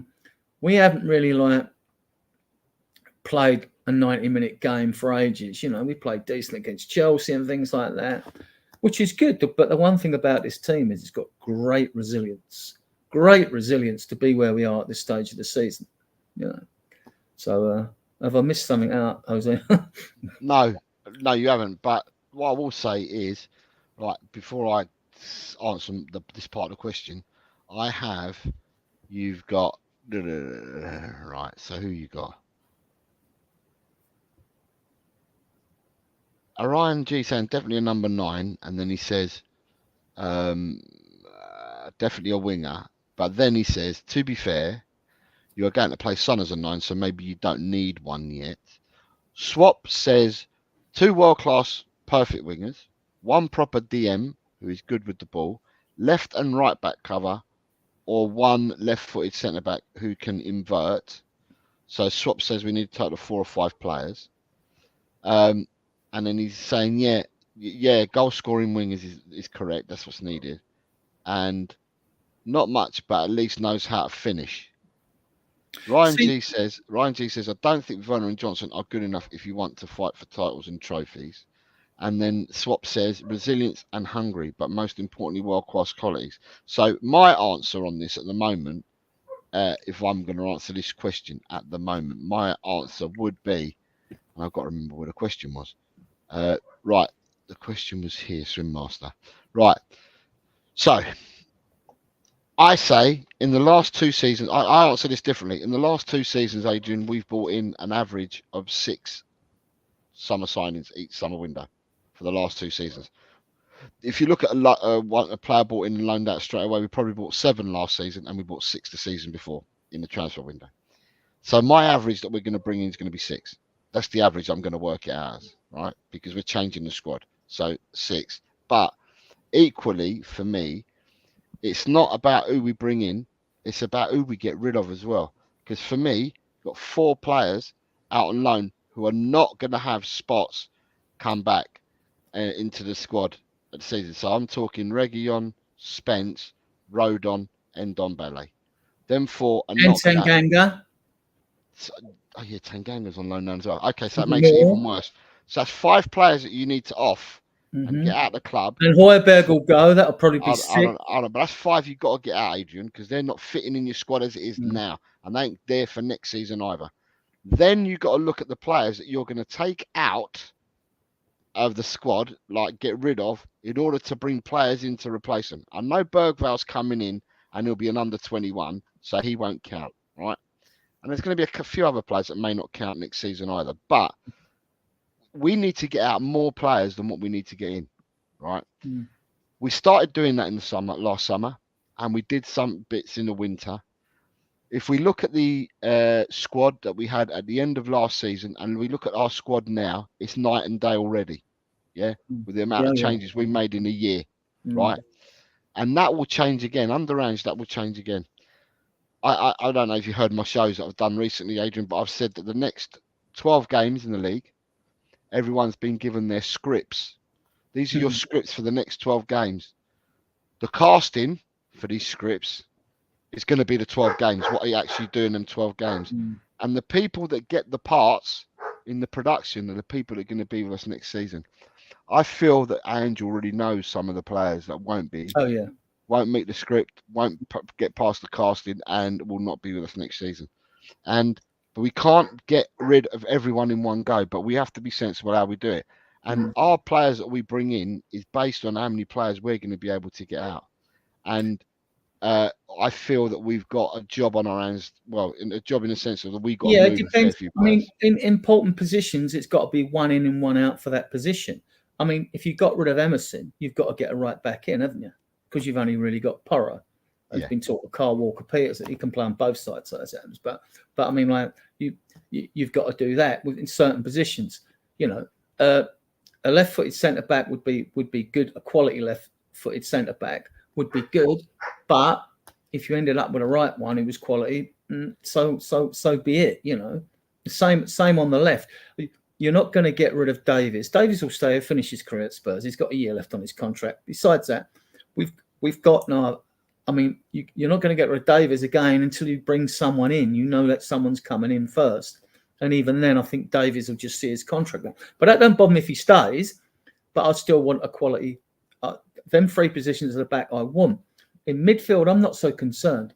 Divine can play as a 10. Donnelly can play as a 10. Divine can play on the wing. Divine's so versatile. Bergvall can do all that as well. Any position in midfield, right? But it seems, for some reason, Ange wants a box-to-box type midfielder like Conor Gallagher, who can't score for nuts, right? Even when he gets in a good position. So, a very energetic, workman-like player to me.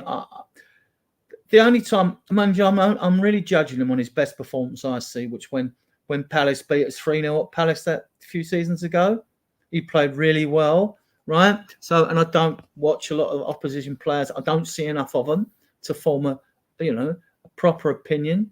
So there's that. So strikers, look, people say we need a striker, but if Richarlison gets his 4 or 5, well, if he can get 6 more out of 12 games, if he plays, or 1 every other game, to be fair to him, right, then you would keep him anyway. You would keep him anyway, unless the Arabs do come in with a 60 mil bid. They're the only ones who are going to spend big, right?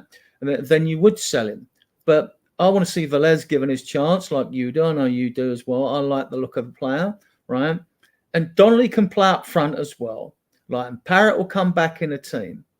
Like, and Parrott will score goals. It's a question whether, like, with these young players, like when Kane came in, he had all them loans, he did nothing. Sonny wanted to leave after his first season. You know, we've got to show a bit of patience with these players. You know, I mean, and you think you can buy ready-made strikers? Well, the problem with ready-made strikers is so few of them out there that are any good, that we're raving about. You know, there aren't many Mbappes out there, are there? I mean, and the real top ones, they're happy at the clubs they're with, or they've got Champions League football. So that might tell, if we're after a specific signing, that might tell whether we get Champions League football or not. I think we will, because I think we'll beat Villa this weekend. But yeah, so 4. I think we'll get 4 in, unlike you, but I think we might shift 8. Right, so just to bring everyone up to date, so Villa's lineup for tonight, because they're playing in 15 minutes, is Martinez in goal. Their back four is Konza, Longley, Torres, Digne. In midfield, they're playing Diaby, Douglas Luiz, Tielemans, and Ingabum, or something like that his name is. And up front, they're playing Watkins and Rogers. So what's this guy? Ingabunum is who they're playing out on the midfield.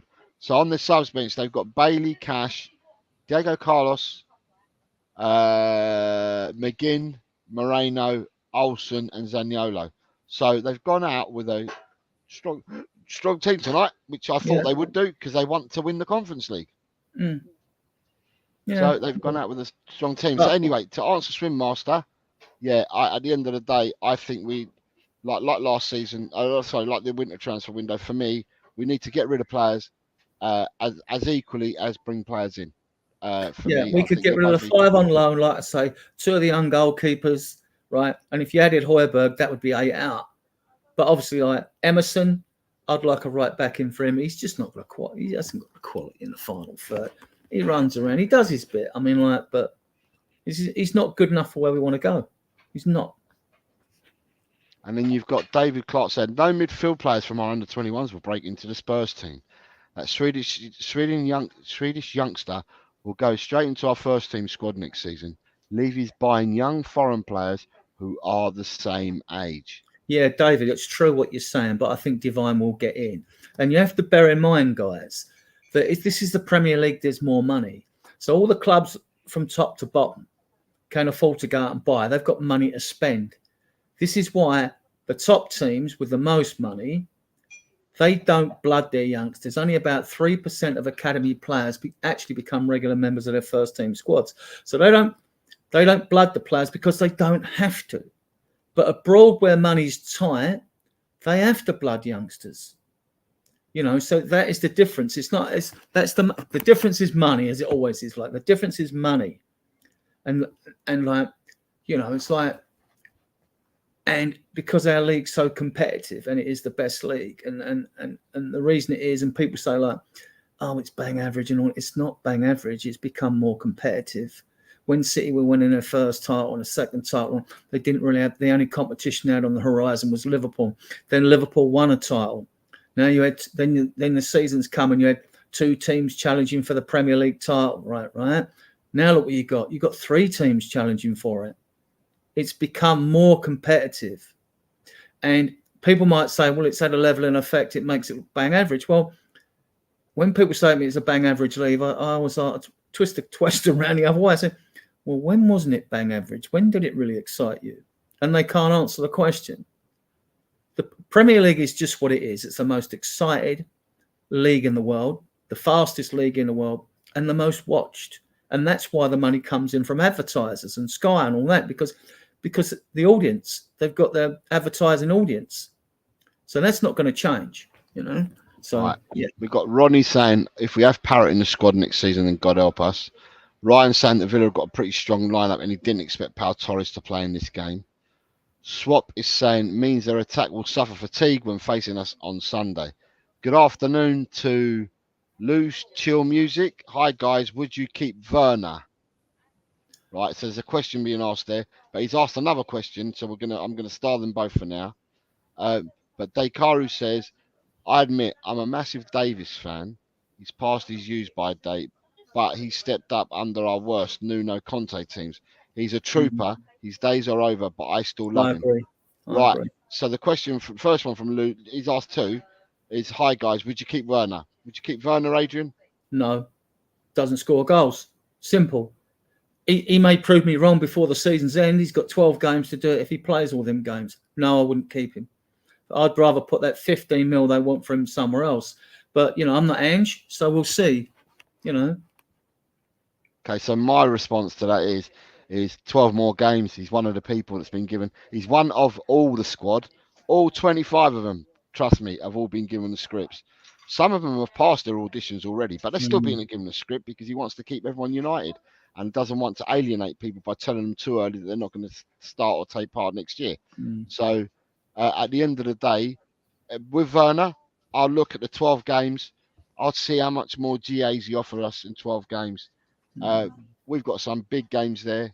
It might be good for him because some of the games that we've got playing, if I looked at the last 12 games, I think at least 7 of them games ain't going to be against teams that are going to play low mid blocks. Yeah, well, against that, right? I've been giving this a lot of thought. I'm sure we all have, and banging our heads, and so have all the best coaches out there, right? Because there's a lot of teams playing low blocks. I wonder if Ange could do what Liverpool did. We all talk about our 4 good midfielders, you know, and we've got Sarr, Basuma, Bentancur, Maddison, right? Oh, which 3 are you going to play? Which 3 are you going to play? Yeah. Well, why not play 4 of them? Why not play the 4? Why not play Bentancur, Basuma, and Sarr as your midfield 3, and Maddison as the deep line number 10 ball playmaker, like Bobby Firmino did at Liverpool? Then he wouldn't have to sacrifice. We know he's not going to sacrifice his 2 wingers because he loves that.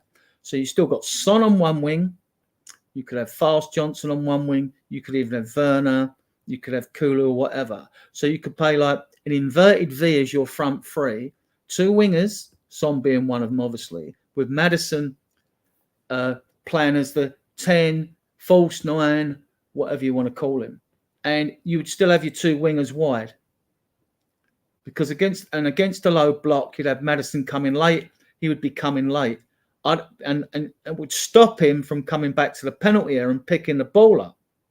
You want him in the middle third and final third where he can do more damage. So I wouldn't be averse to playing 4 of them, but hey, I'm only a fan with an opinion, and some people sometimes think my opinions are crap, which is fair enough. You know, I haven't got a problem with that. Sorry, yeah, you've got. So for me, Werner, I would just want to see what he offers in the next 12 games. I need to see more. Be fair to him, see more of him.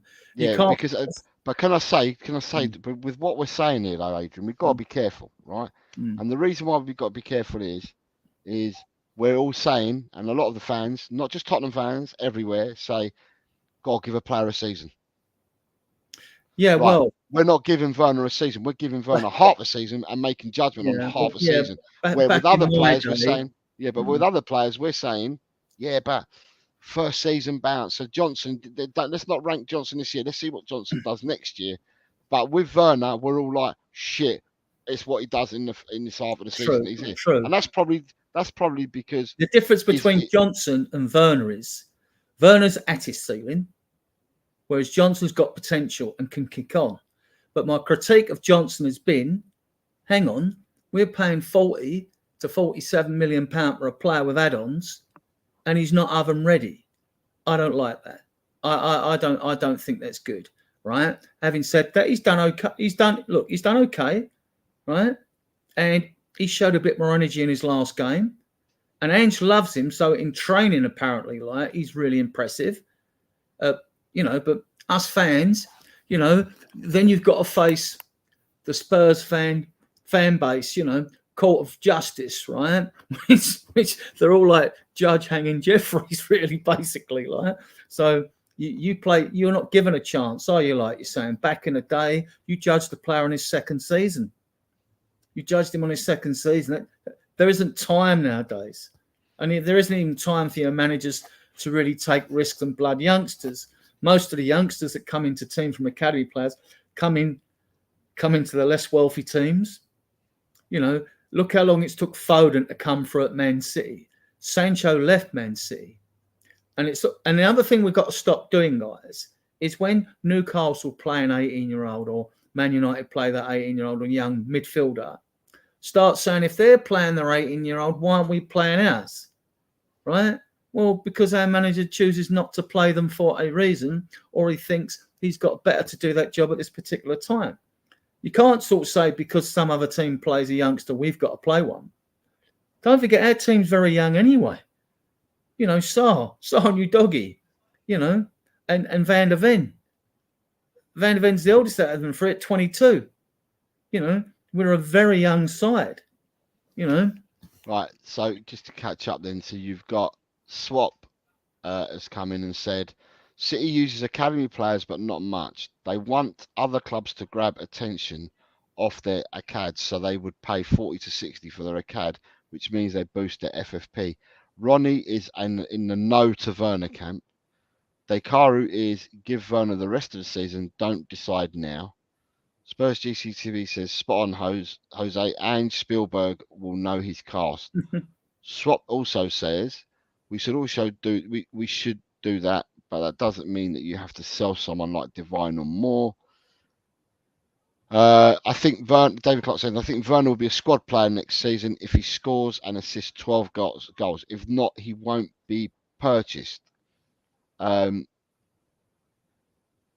then you've got Loose Chill saying Nathan Gardner has been reappointed as Tottenham's head of sports science. We discussed this the other day. We're aware. David Clark says Maddison is not at his best yet because of a lot of players around him are not at his level. The players closest to him are Werner and Udogie, and both are not Maddison's level. He needs a creator. Werner can't be a starter, is what Ryan G says. Though I think he could be a good squad player. Look, at the end of the day, time will tell, and we'll see what he does from now to the end of the season.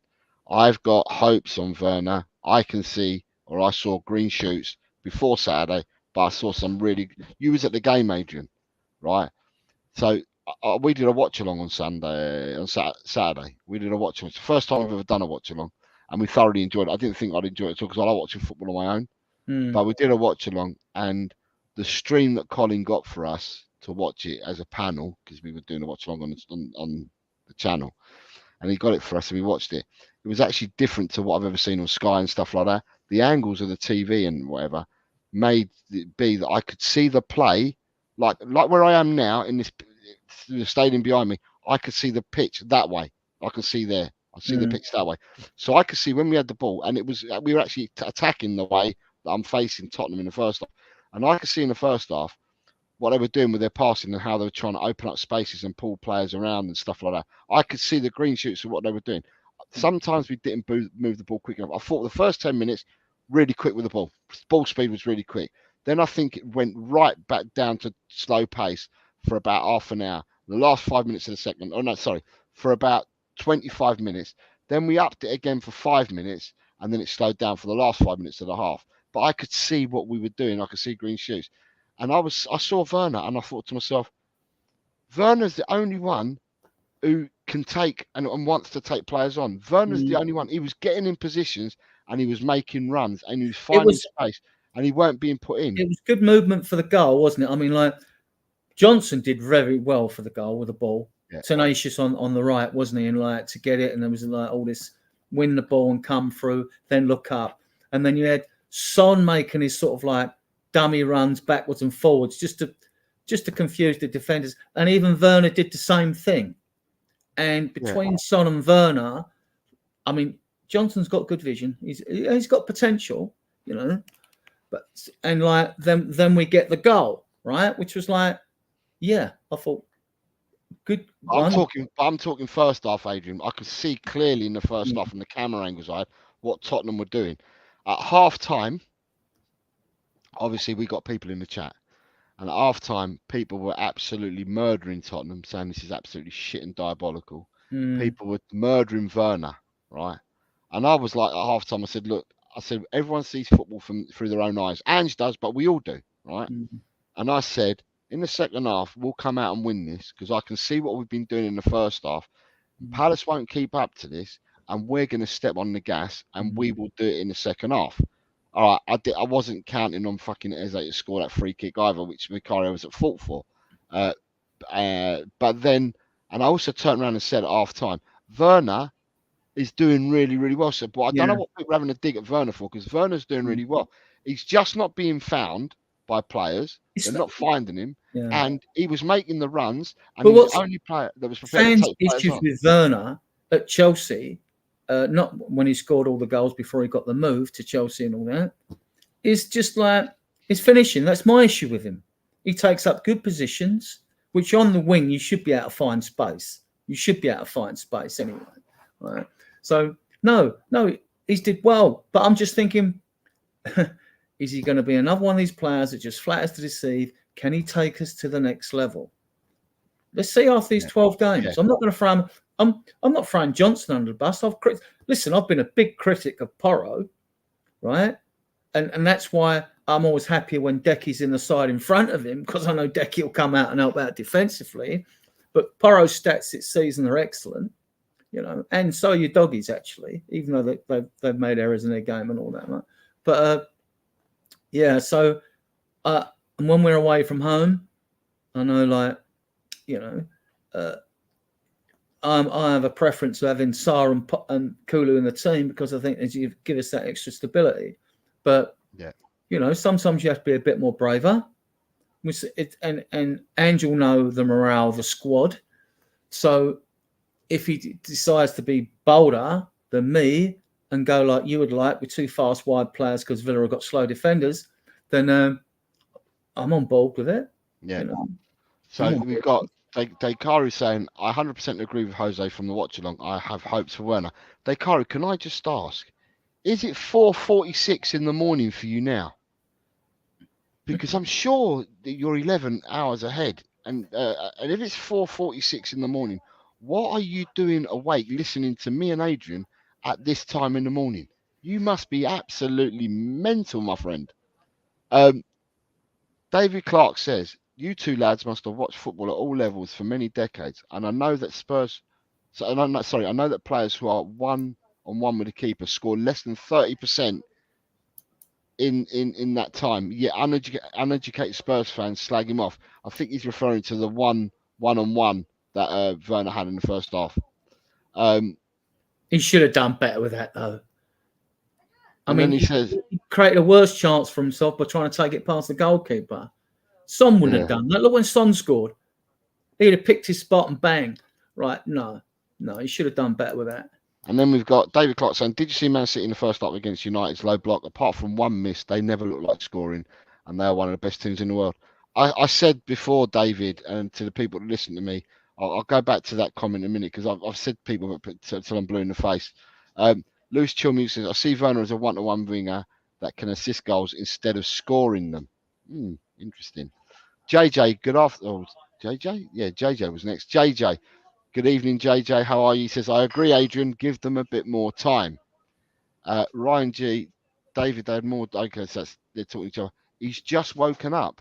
I work 4 days a week. I have Friday off. Woke up and couldn't fall back to sleep. That's fair enough, Dekaru. Well, I'm doing a show on Elto in 4 hours' time, my mop-up show. So if you're around, you're more than welcome to come and put your questions into me there, mate.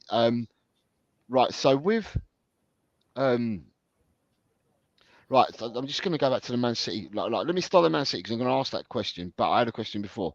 2 questions I've got. So Loose Chill Music is asking you and asking us, would you bring Modric back, Adrian? No, it's too old. Look, we're building for the future. I mean, and also, this is another thing with the transfers, I don't think, defenders and goalkeepers are right. Vicario at 27, 28, fair enough. Goalkeepers are, and central defenders, you can bring them in a bit older because you want the experience usually with them, especially in key positions like that. But the rest of the pitch, we're looking, Son's 31, but he'll probably get a 3-year contract, 2 years with a year's extension. They're trying to sort that out now. He'll sign. You won't be going to no Arab country, that's for sure. But we're looking at a young side, and Decky's only 23. We're being very highly critical of young players. It's good though, because our expectations have been raised. But we should just ease off a bit. I think we're going to get Europe, whether it's Champions League or Europa League. We're going to get it, and that's why I think. I know Levy would want Champions League, but fuck Levy, right? But we could. I believe we've got time in these 12 games to try a few things out without damaging our prospects. We only need to win 8 of them or 7 of them to get Champions League. If we only won 6 of them, we're going to get Europa League anyway. We're going to get European football. And at the moment, the squad isn't good enough to win the Champions League. A long way off it, even if we're in it, even though it means a lot more money for Levy, but I don't care about that. So Ange can afford to try a few things out. I'd love to see him try our 4 midfielders with Maddison, with Richarlison dropped and Maddison as a false 9, with Son on one wing and whoever he picks on the other, because that would give us so much more, would have so much strength throughout our middle of the field. And most games are won and lost in midfield. And that's why we struggled recently, because our midfield just isn't clicking the way it did before. But in them, I don't know, you can correct me if I'm wrong, Jose, but in them first 10 games, we won 8 and drawn 2. Everyone was always arguing, who was man of the match, Maddison or Basuma most of the time, right? And I don't think I see much of Maddison picking the ball up in the back four in those games. Right, so for me, my answer is I would take Modric back. And the reason why I take Modric back is because of what he offers, in the sense of just having him around the ground and just having him. Sorry, my kids are going mental in here. Right, so just being around the club and offering advice and watching what he does and how he goes about things and stuff like that, I think would be invaluable, not only to the youngsters, but to someone like Sarr, Bissouma, even Bentancur, all of them, anyone that plays in the first team and anyone who plays around the club, for him to come, I think just to have him in a changing room and to feed off him and see what he does would be, it's invaluable. And for that reason, yeah, I'd take him back. Wouldn't say that he gets much game time, but just for them purposes, yeah. I mean, I think that when we brought Perisic in, I think Perisic done exactly the same. Perisic being around the club, being what Perisic is about and around the club, I think Perisic rubbed up really well on a lot of the squad. I thought he wasn't supposed to be fit this season. He was on the bench for Hedrick Split. Yeah, he was on the bench last weekend. That's correct, he was. Modric, if Modric at that age, I think Modric has won everything. I mean, he'd either go to Saudi, when he probably. Yeah, but that's not the question. Would you bring him back? And I've said, yeah, I would. So no, I wouldn't, because I'm looking to because I don't think it sends a good signal to the rest of even our academy players and youngsters as well. I don't think it'd be a good thing. And then for people at the moment that are here, what I'm going to do is I need to take this comment back off again before I go into the next one. So that was the Modric one. Let me take that off. And just as a reminder to people, I will be back on at 10 o'clock tonight to do my mop-up show. People that have usually joined know what it's about. It's Ask Me Anything You Want. And I will answer. I'll ask me whatever you want and I will answer. And a lot of it will be about football. And obviously tonight, this football and non-football, but tonight I will be talking about Aston Villa, because Villa currently kicked off 8 minutes ago. I don't know what the score is, but I can then talk about Villa because I've already talked about their lineup. So if you can, please come over to El Tel Cockerel. Come over and join me at 10 o'clock this evening. Right, now I can take that banner back off and go back to what we were doing. Right, so with the comments, I'm coming up to... JJ was laughing. I think you swore a while ago when you talked about saying, and he was laughing at you at the time. Ryan G says, yeah, he reckons Modric will go to MLS or Saudi. Staham says, we need Paulinho at Fulham. Tony and Eze, that'd be good business. And then says, Modric don't need the headache of the Prem at his age. He goes for one final payday in America or Saudi. Good evening, Rakesh. How are you, sir? Hope you're all well, Rakesh. Nice to see you here. Tomorrow, 4 o'clock, Rakesh, prediction show if you want to be back in. David Clark says, I hear the young players tag so often, but you have to realise these players are coached from the age of 8 by top coaches. So the time that they are 23, they may be young in life terms, but not in football. Stay Humble says, careful, else the wife will make you mop up the home as well soon, Jose. Yes, he already does. See you later on as well, then, JJ says. And Liverpool 1-0 up, according to Stay Humble. Right, the next question I was asked, it's a non-football related question, but I've been asked it anyway, so we're going to have to answer it. And I'm going to try and see, because I had it starred. I don't know whether you're interested in this at all, but it's Joshua versus Ngannou. So Audio wants to know, you going with Joshua or Ngannou? You've got to back the home guy, haven't you? It's got to be Joshua. Do you know anything about Ngannou. Okay, so Ngannou is the world, I think he was the world heavyweight champion MMA fighter. So in the octagon. And he went and took on Fury a few months ago in a 10-rounder, non-title bout. He knocked Fury down. Fury went on to win by points. Very debatable. People that watched the fight, I didn't watch the fight, but people that watched the fight, 9 out of 10 people said Ngannou won that on points and beat Fury, but Fury got the decision. So they're fighting on Friday night, tomorrow night. If you're asking me, I'm going for Anthony Joshua. I'm going for AJ all day long. The boxer beats the MMA fighter comfortably, in my eyes. I'm not saying he's not tasty. He can ruck and all that, but for me, yeah, if you're looking for the boxer should beat the fighter. But in saying that, in today's press conference, Ngannou, or today or yesterday, they had the press conference for it, and Fury was in the audience, right, for the press conference, Adrian. And Ngannou, he started mouthing it. He started mouthing to the people at the top table. And Ngannou just turned around and said, right, you know that you're protected by the boxing rules when we box. You're protected by the Queensberry rules, basically saying. He goes, fight me without your rules, and he goes, and I'll just destroy you. So yeah, if there's no boxing rules, he says, I'll destroy you. He goes, you don't want to run into me without the boxing rules to defend you. So yeah, it's absolutely yeah. So that's my answer on that. So that's moving away from football, only because they asked. And people stay humble says, Ngannou in points considering he beat Fury and Fury's better than AJ. He didn't. Fury won it, but everyone thought that Ngannou had won it. Fury lost, but the Saudis let him win it. Yeah. JJ says Ngannou is a bit tasty. David Clark says Joshua in 5 rounds of KO. JJ says, yeah, you've got to go with Joshua. David Clark says the Gypsy King got lazy and wasn't in shape for that fight. And then also says he starts laughing. Right. So the last thing I think might be one of the last things, but David Clark's comment. You missed the undercard out, Jose. Christian Romero versus Matty Cash. No, on the undercard, it's actually Joe Parker versus Zilly Zhang.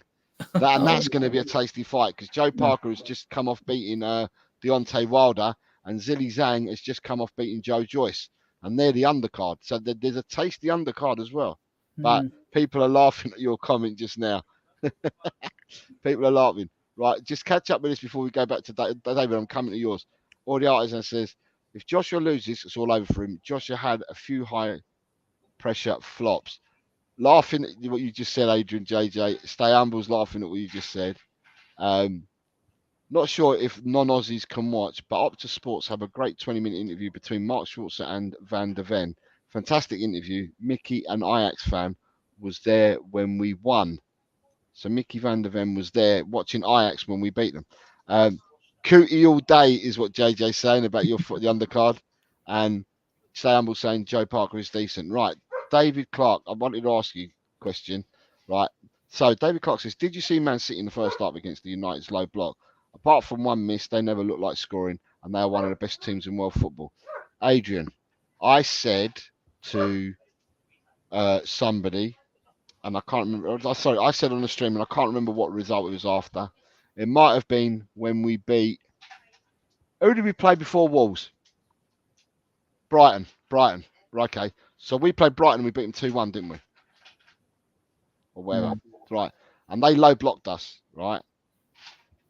And it took us ages to break them down and end up winning the game, right? That same weekend, I think the Monday Night Football that week was Brentford, Man City. I watched Man City do exactly the same that Tottenham did. And it was a mistake from the Brentford attack. They had the ball on the edge of Man City's box. It got nicked off them there. 2 passes within their own half. And then they released Haaland. Haaland went on to score. They won 1-0. And then after that, Brentford came out of them. And then a little bit, some holes were then appearing where Doku had a chance of getting past players and that. But that was Man City. This weekend just gone, we played Palace and we beat them 3-1. And they played a mid to low block. Man City played Man United, who played the same system. Man City took equally as long as what we did to put away their 3-1. And Man City did exactly what we did and found exactly the same frustrations there. The only difference is, sorry, stupid dog. The only reason is that one wears a white kit with AIA on it and the other one wears a blue kit that says Etihad Airways. However, to me, both teams played exactly the same. Why do we vilify Tottenham for it, but other clubs don't vilify their teams for it? Why are we the only ones? It's because Man City moved the ball so much better than us. Against Palace, I think we had a record number of passes in the Premier League ever. And I remember Hoddle saying years ago when he was manager of Spurs, he said, I want us to be up their penalty area in 4 passes. And, I get that. When we're at our best, we're slick. We move the ball quickly. We got good movement. You get runners, things like that. You look at the Man City players, though, even on the low block, they all seem to find space. It's as if the pitch is twice the size for them than any other team. I mean, they seem to find space. They've got the quality players, but they keep coming and coming and coming. But even though they're fighting a low block, the one thing Man City are, which we aren't, when they're doing it and trying to beat the low block, they look dangerous. But we don't look that threatening when we're up there. We've got a lot of the ball, but as for making something happen with it, and it's another one of my bugbears is Spurs is we shouldn't wait for other teams to make mistakes. We should make things happen. Even if it means a shot from the box and you can beat it. The way you beat a low block, we know it's shots outside the box. It's wingers taking their men on. It's winning 3 kicks or whatever, or a late runner in the box. I mean, you look at Foden and all that with that goal against Man City. The quick 1-2 into the penalty area, sort of Sonny style. I mean, to beat the block that way as well. I mean, and at times I just think we're frightened. Maddison, fair play to him, right? He might not look at his best, but he's brave. He tries things. They don't come off, but he doesn't put them off. He tries things. But the rest of our team seem to be a bit risk averse. They don't want their stats to show they've given the ball away or something, In the final third, you should take risks. Potts used to say that. Take risks in the final third. If it don't work, it don't work. But don't give up. Don't stop, I just think Man City look dangerous when they're playing against. Well, they look dangerous all the time, right? Yeah. So whatever system they're playing, so there's a difference. Liverpool are a bit different. They're not as dangerous. I don't think they are. Liverpool 1-0 up, and Roma have just scored against Brighton. So Roma are 1-0 up against Brighton as well. Ryan G says, "Gotta go, Jose. I'll see you on your show later." Yep. Cheers, Ryan. He says, "Big up to you, Adrian." Cheers, Ryan. David Clark says, if it wasn't for Foden's fantastic performance, Man City would not have won the game. De Bruyne, Silva and Haaland were woeful. And then you've got Daikaru reminding everybody we are 7 months into this project. Most of these teams didn't start to bloom until year 2 or 3. Well, Arteta's been at Arsenal, 4 seasons now? Is this his 5th season or 4th season or something? Who's that? Arteta. Arteta's already done 5 seasons. Yeah. So you've got the FA Cup in his first season. Yeah, so I'm jealous of that. Klopp and Guardiola are on the 8th and 9th seasons, something along them lines. They're earned through success. I mean, remember of Klopp though. Klopp's first 2 seasons, he lost 2 finals. He didn't win anything. Yeah. He didn't win anything. I'm just saying, even the style of football, the patterns of play, there's 8 and 9 years for you. You've got Arteta 5 years. This is Emery's, 2nd to 3rd season? Then you've got us, Postecoglou, 7 months. Ten Hag's 2nd season. So he's already 2 seasons in. De Zerbi, 2 to 3 years in, if you're looking at Brighton. Newcastle, Howe, 2 to 3 years, if you're looking at Howe as well. And then you go down to Chelsea, and you've got Pochettino again, 7 months. So, there's 2 teams clearly at 7 months of their stages, and there's others that have got years behind them already. And when I say years, anything over 1 year is years. It's plural. So that means they've got at least 2 years under their belt or a lot more. And that is most of the teams in the top 12 have got 2 years or more. So I think Poch will get a tune out of Chelsea next season.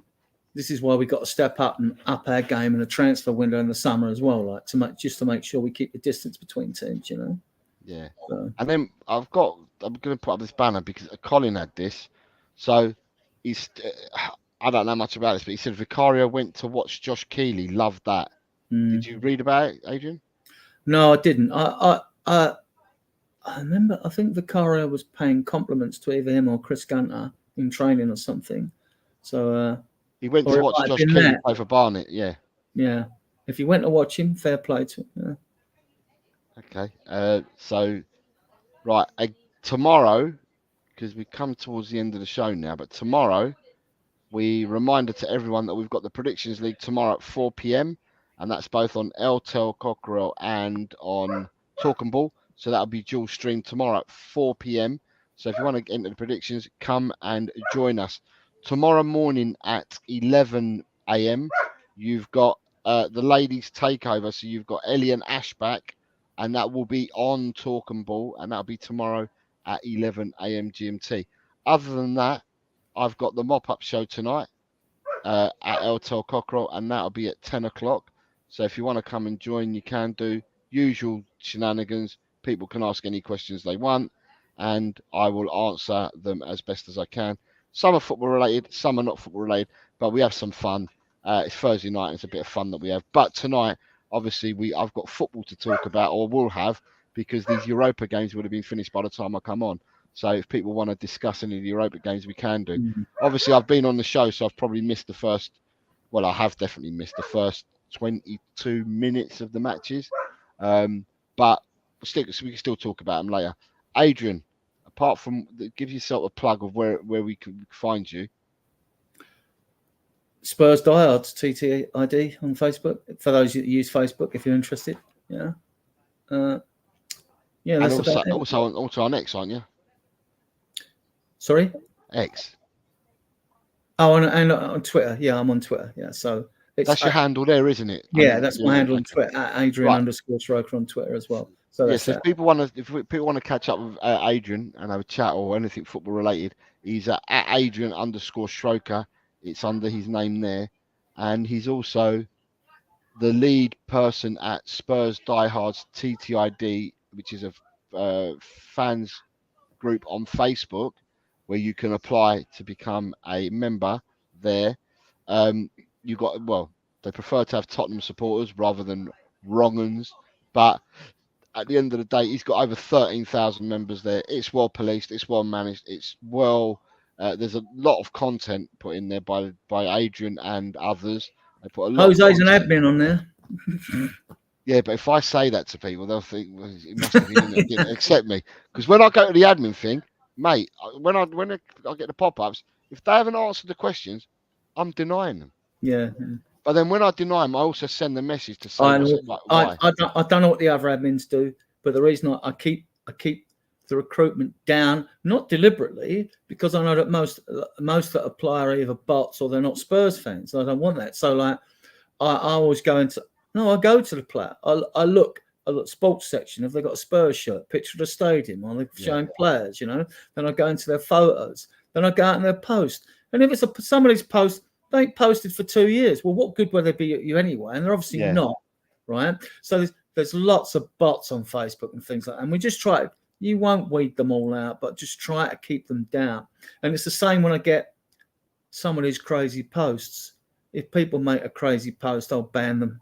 Yeah, Dekaru, sorry, you're saying that you're not going to be around because it's 3 a.m. for you tomorrow. Listen, mate, there's no problem if it's 3 o'clock tomorrow, because what you can do, Dekaru, because the matches I believe start Saturday, is after we finish the show, right, which will probably be a lot later for you, but when you wake up in the morning, your Saturday morning, if you go back to LTEL Cockerel, the show for the predictions, and just leave your predictions there.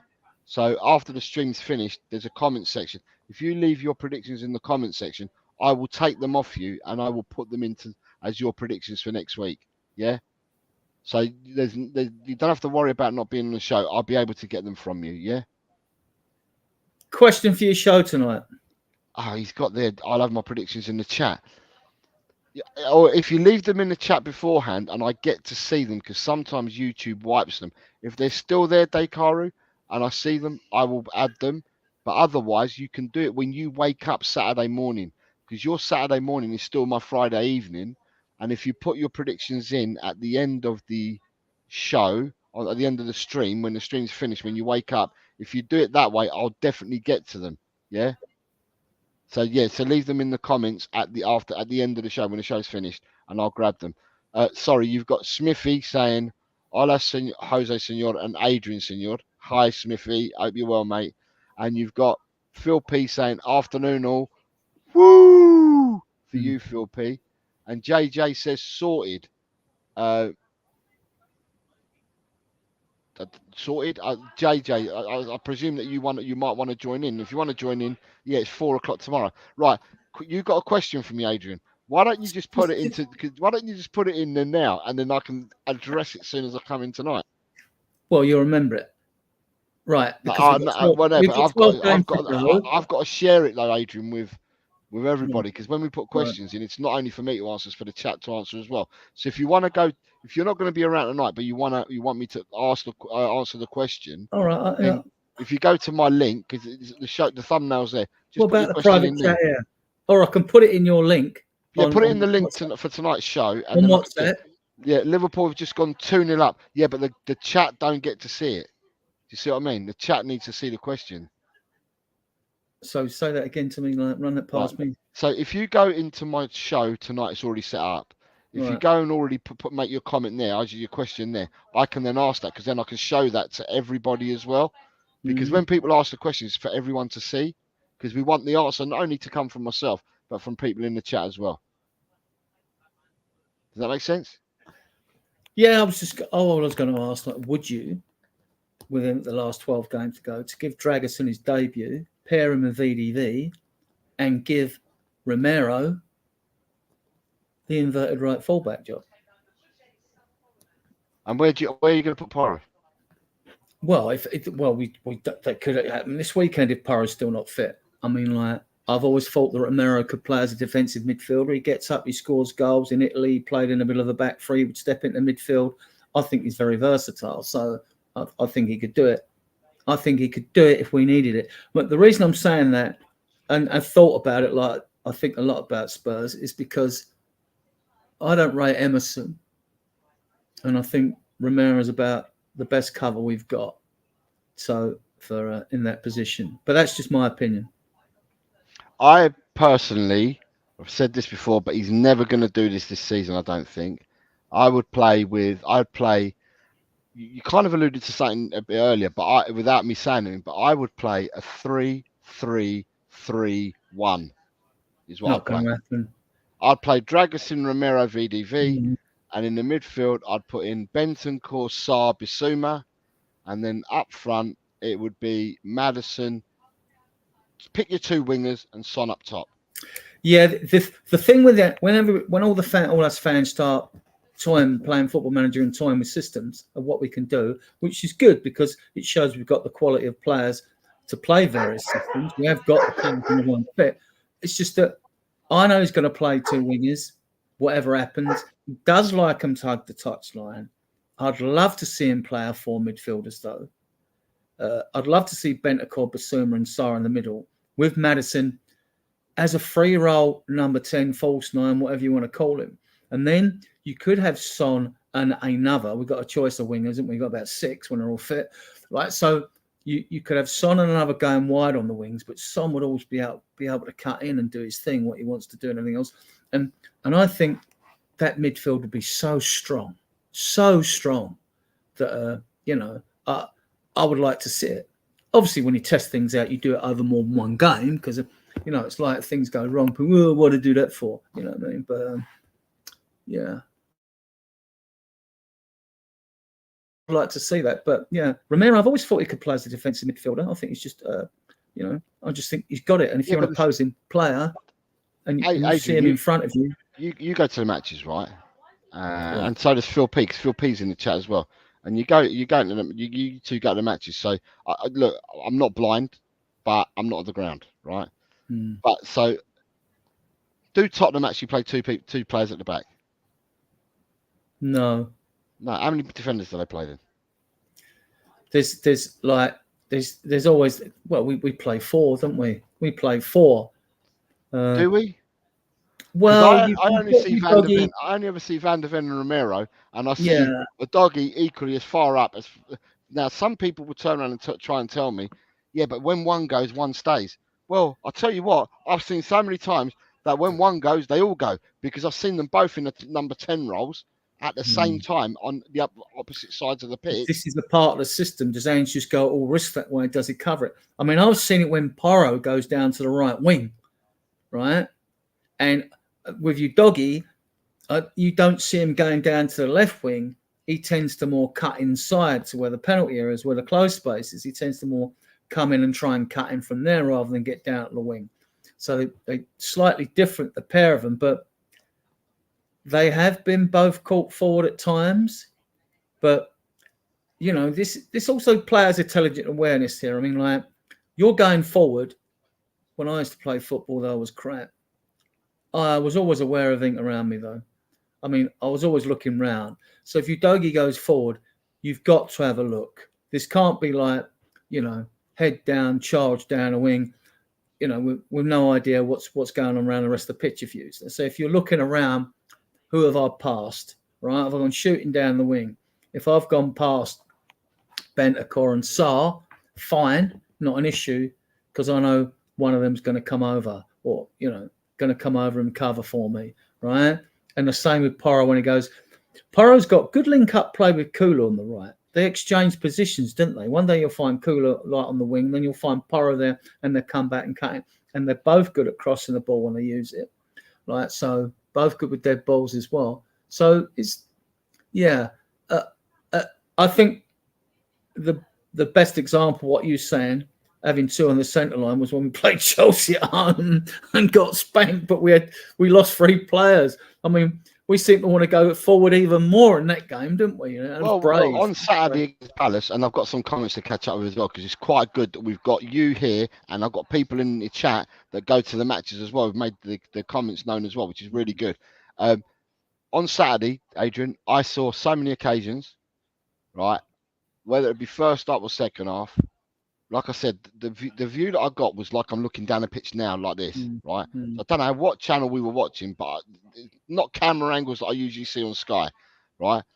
So I could see what was going on. But what I saw was that we had 10 players camped in their half. We did not even in our half; they were in their half. And I would say that Romero and Van der Ven were possibly 10 yards inside their half, and then everyone else was even further up from that. Yeah, compress the play, make mistakes, make mistakes. Yeah. So see that, but you've got Dakari saying, I just love that we can talk about these sorts of formations. We have not been able to even think about this sort of thing in the past. We are moving forward. Big up Smithy. Smithy's exactly another one. I wouldn't dream of removing Romero if we hadn't brought VDV in.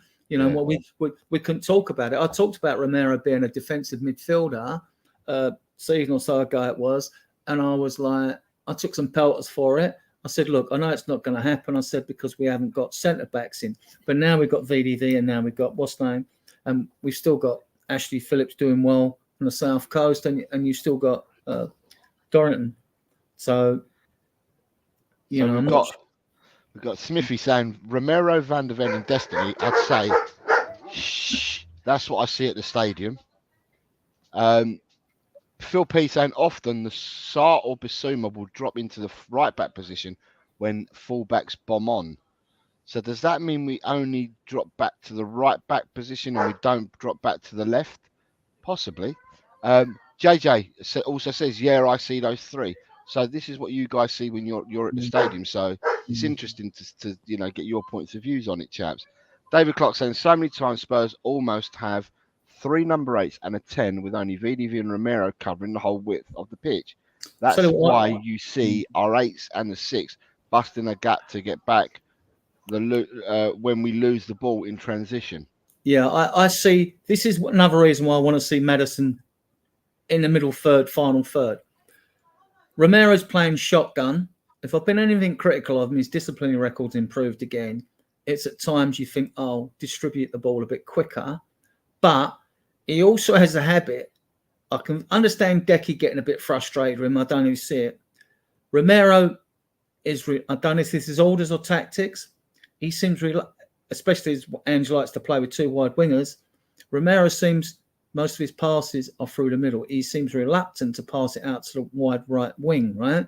He does seem reluctant to do that. Now, I haven't got a problem with that because the quickest way through the opposition is straight through the middle. That's why all teams play narrow, right?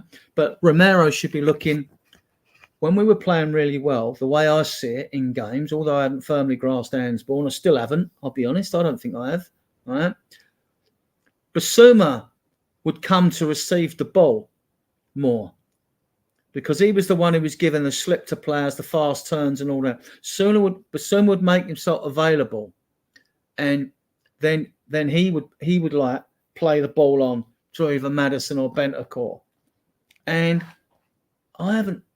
He's another one. See, the point is, and midfielders haven't been on point. They've all been a bit off form. You know, you need at least two of them to be on point. You know, but they've just been a little bit off form. You know, and then people scream, "Oh, bring Sarr back. He's got more energy and all that." These people just keep coming. They're trying to keep me. I'm trying to end the show, and people just keep coming back. And we swap saying Tottenham is serious about Danny Rodriguez. Barca fears that the British club will end up taking the attacker. The 18-year-old's contract ends in June, and this has come from Juan Martí. And if so, it's a smart move. I don't know him. Do you know him, Jose? No.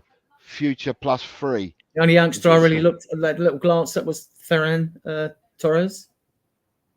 Barcelona have got some great youngsters. Yeah. Forget Ferran Torres. And this is the thing. But they're not selling them though. Guys, don't worry about it. Our recruitment team now, they're on the ball. I mean, like they'll have done all the analytics.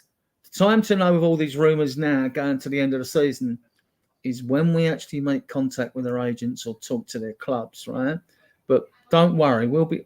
I mean, if Ange wants a midfielder, we won't have just been looking at Conor Gallagher, right?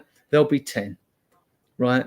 I could certainly rattle on about 12 central defenders, right? Because it seems to be more of them. And we know that Ange wants to bring in, his two priorities were, they won't be his only priorities, his two priorities actually were a defender and a midfielder.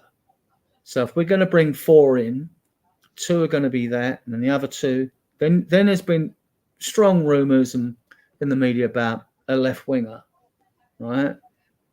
And we'll see. We'll see if an opportunity arises. I could see us getting another youngster in though as well.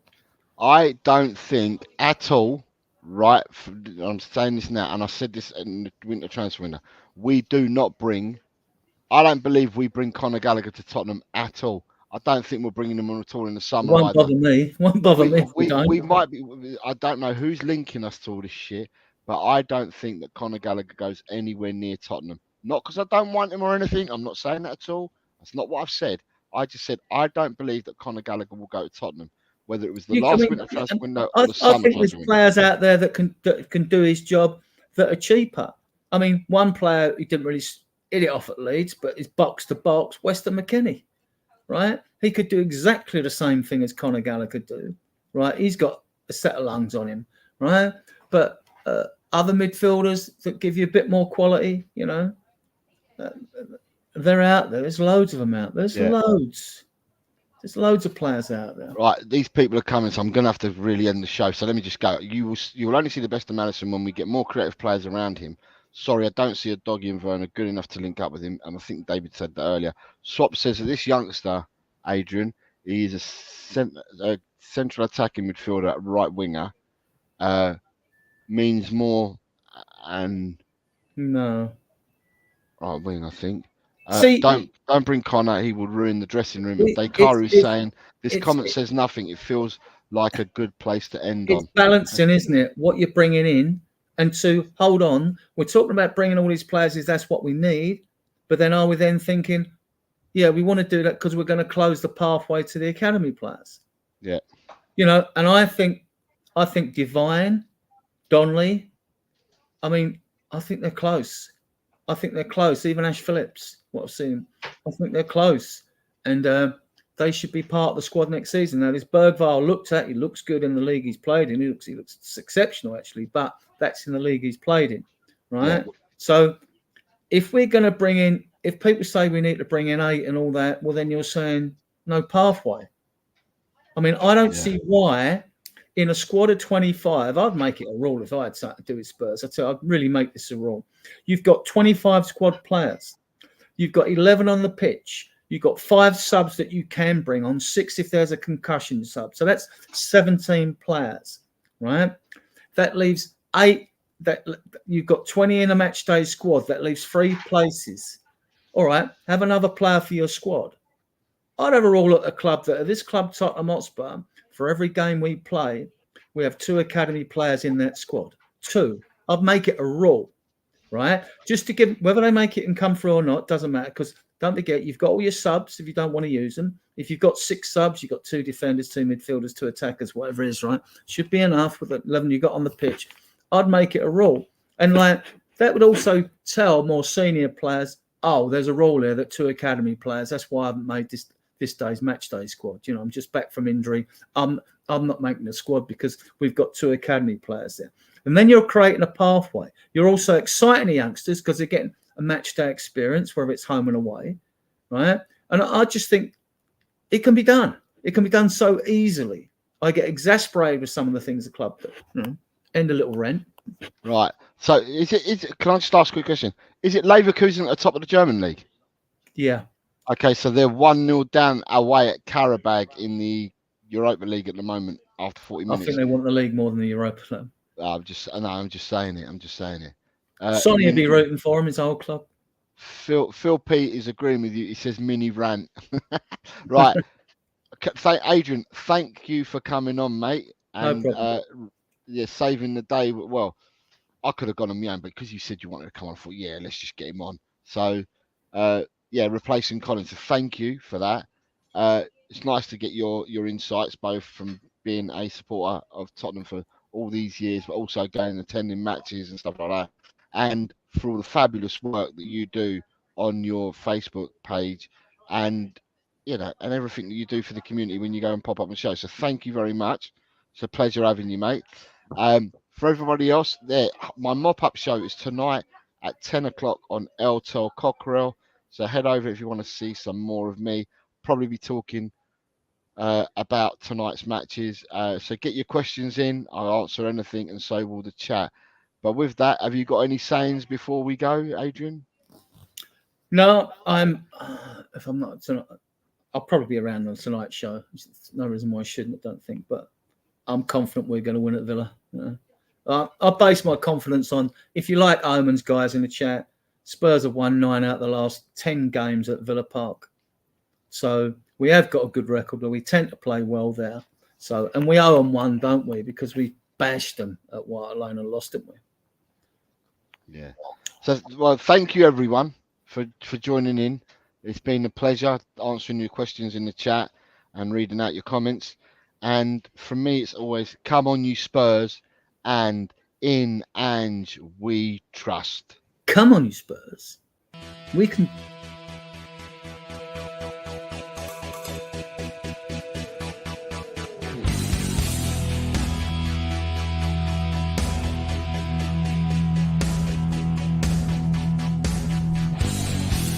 My team has got James Maddison.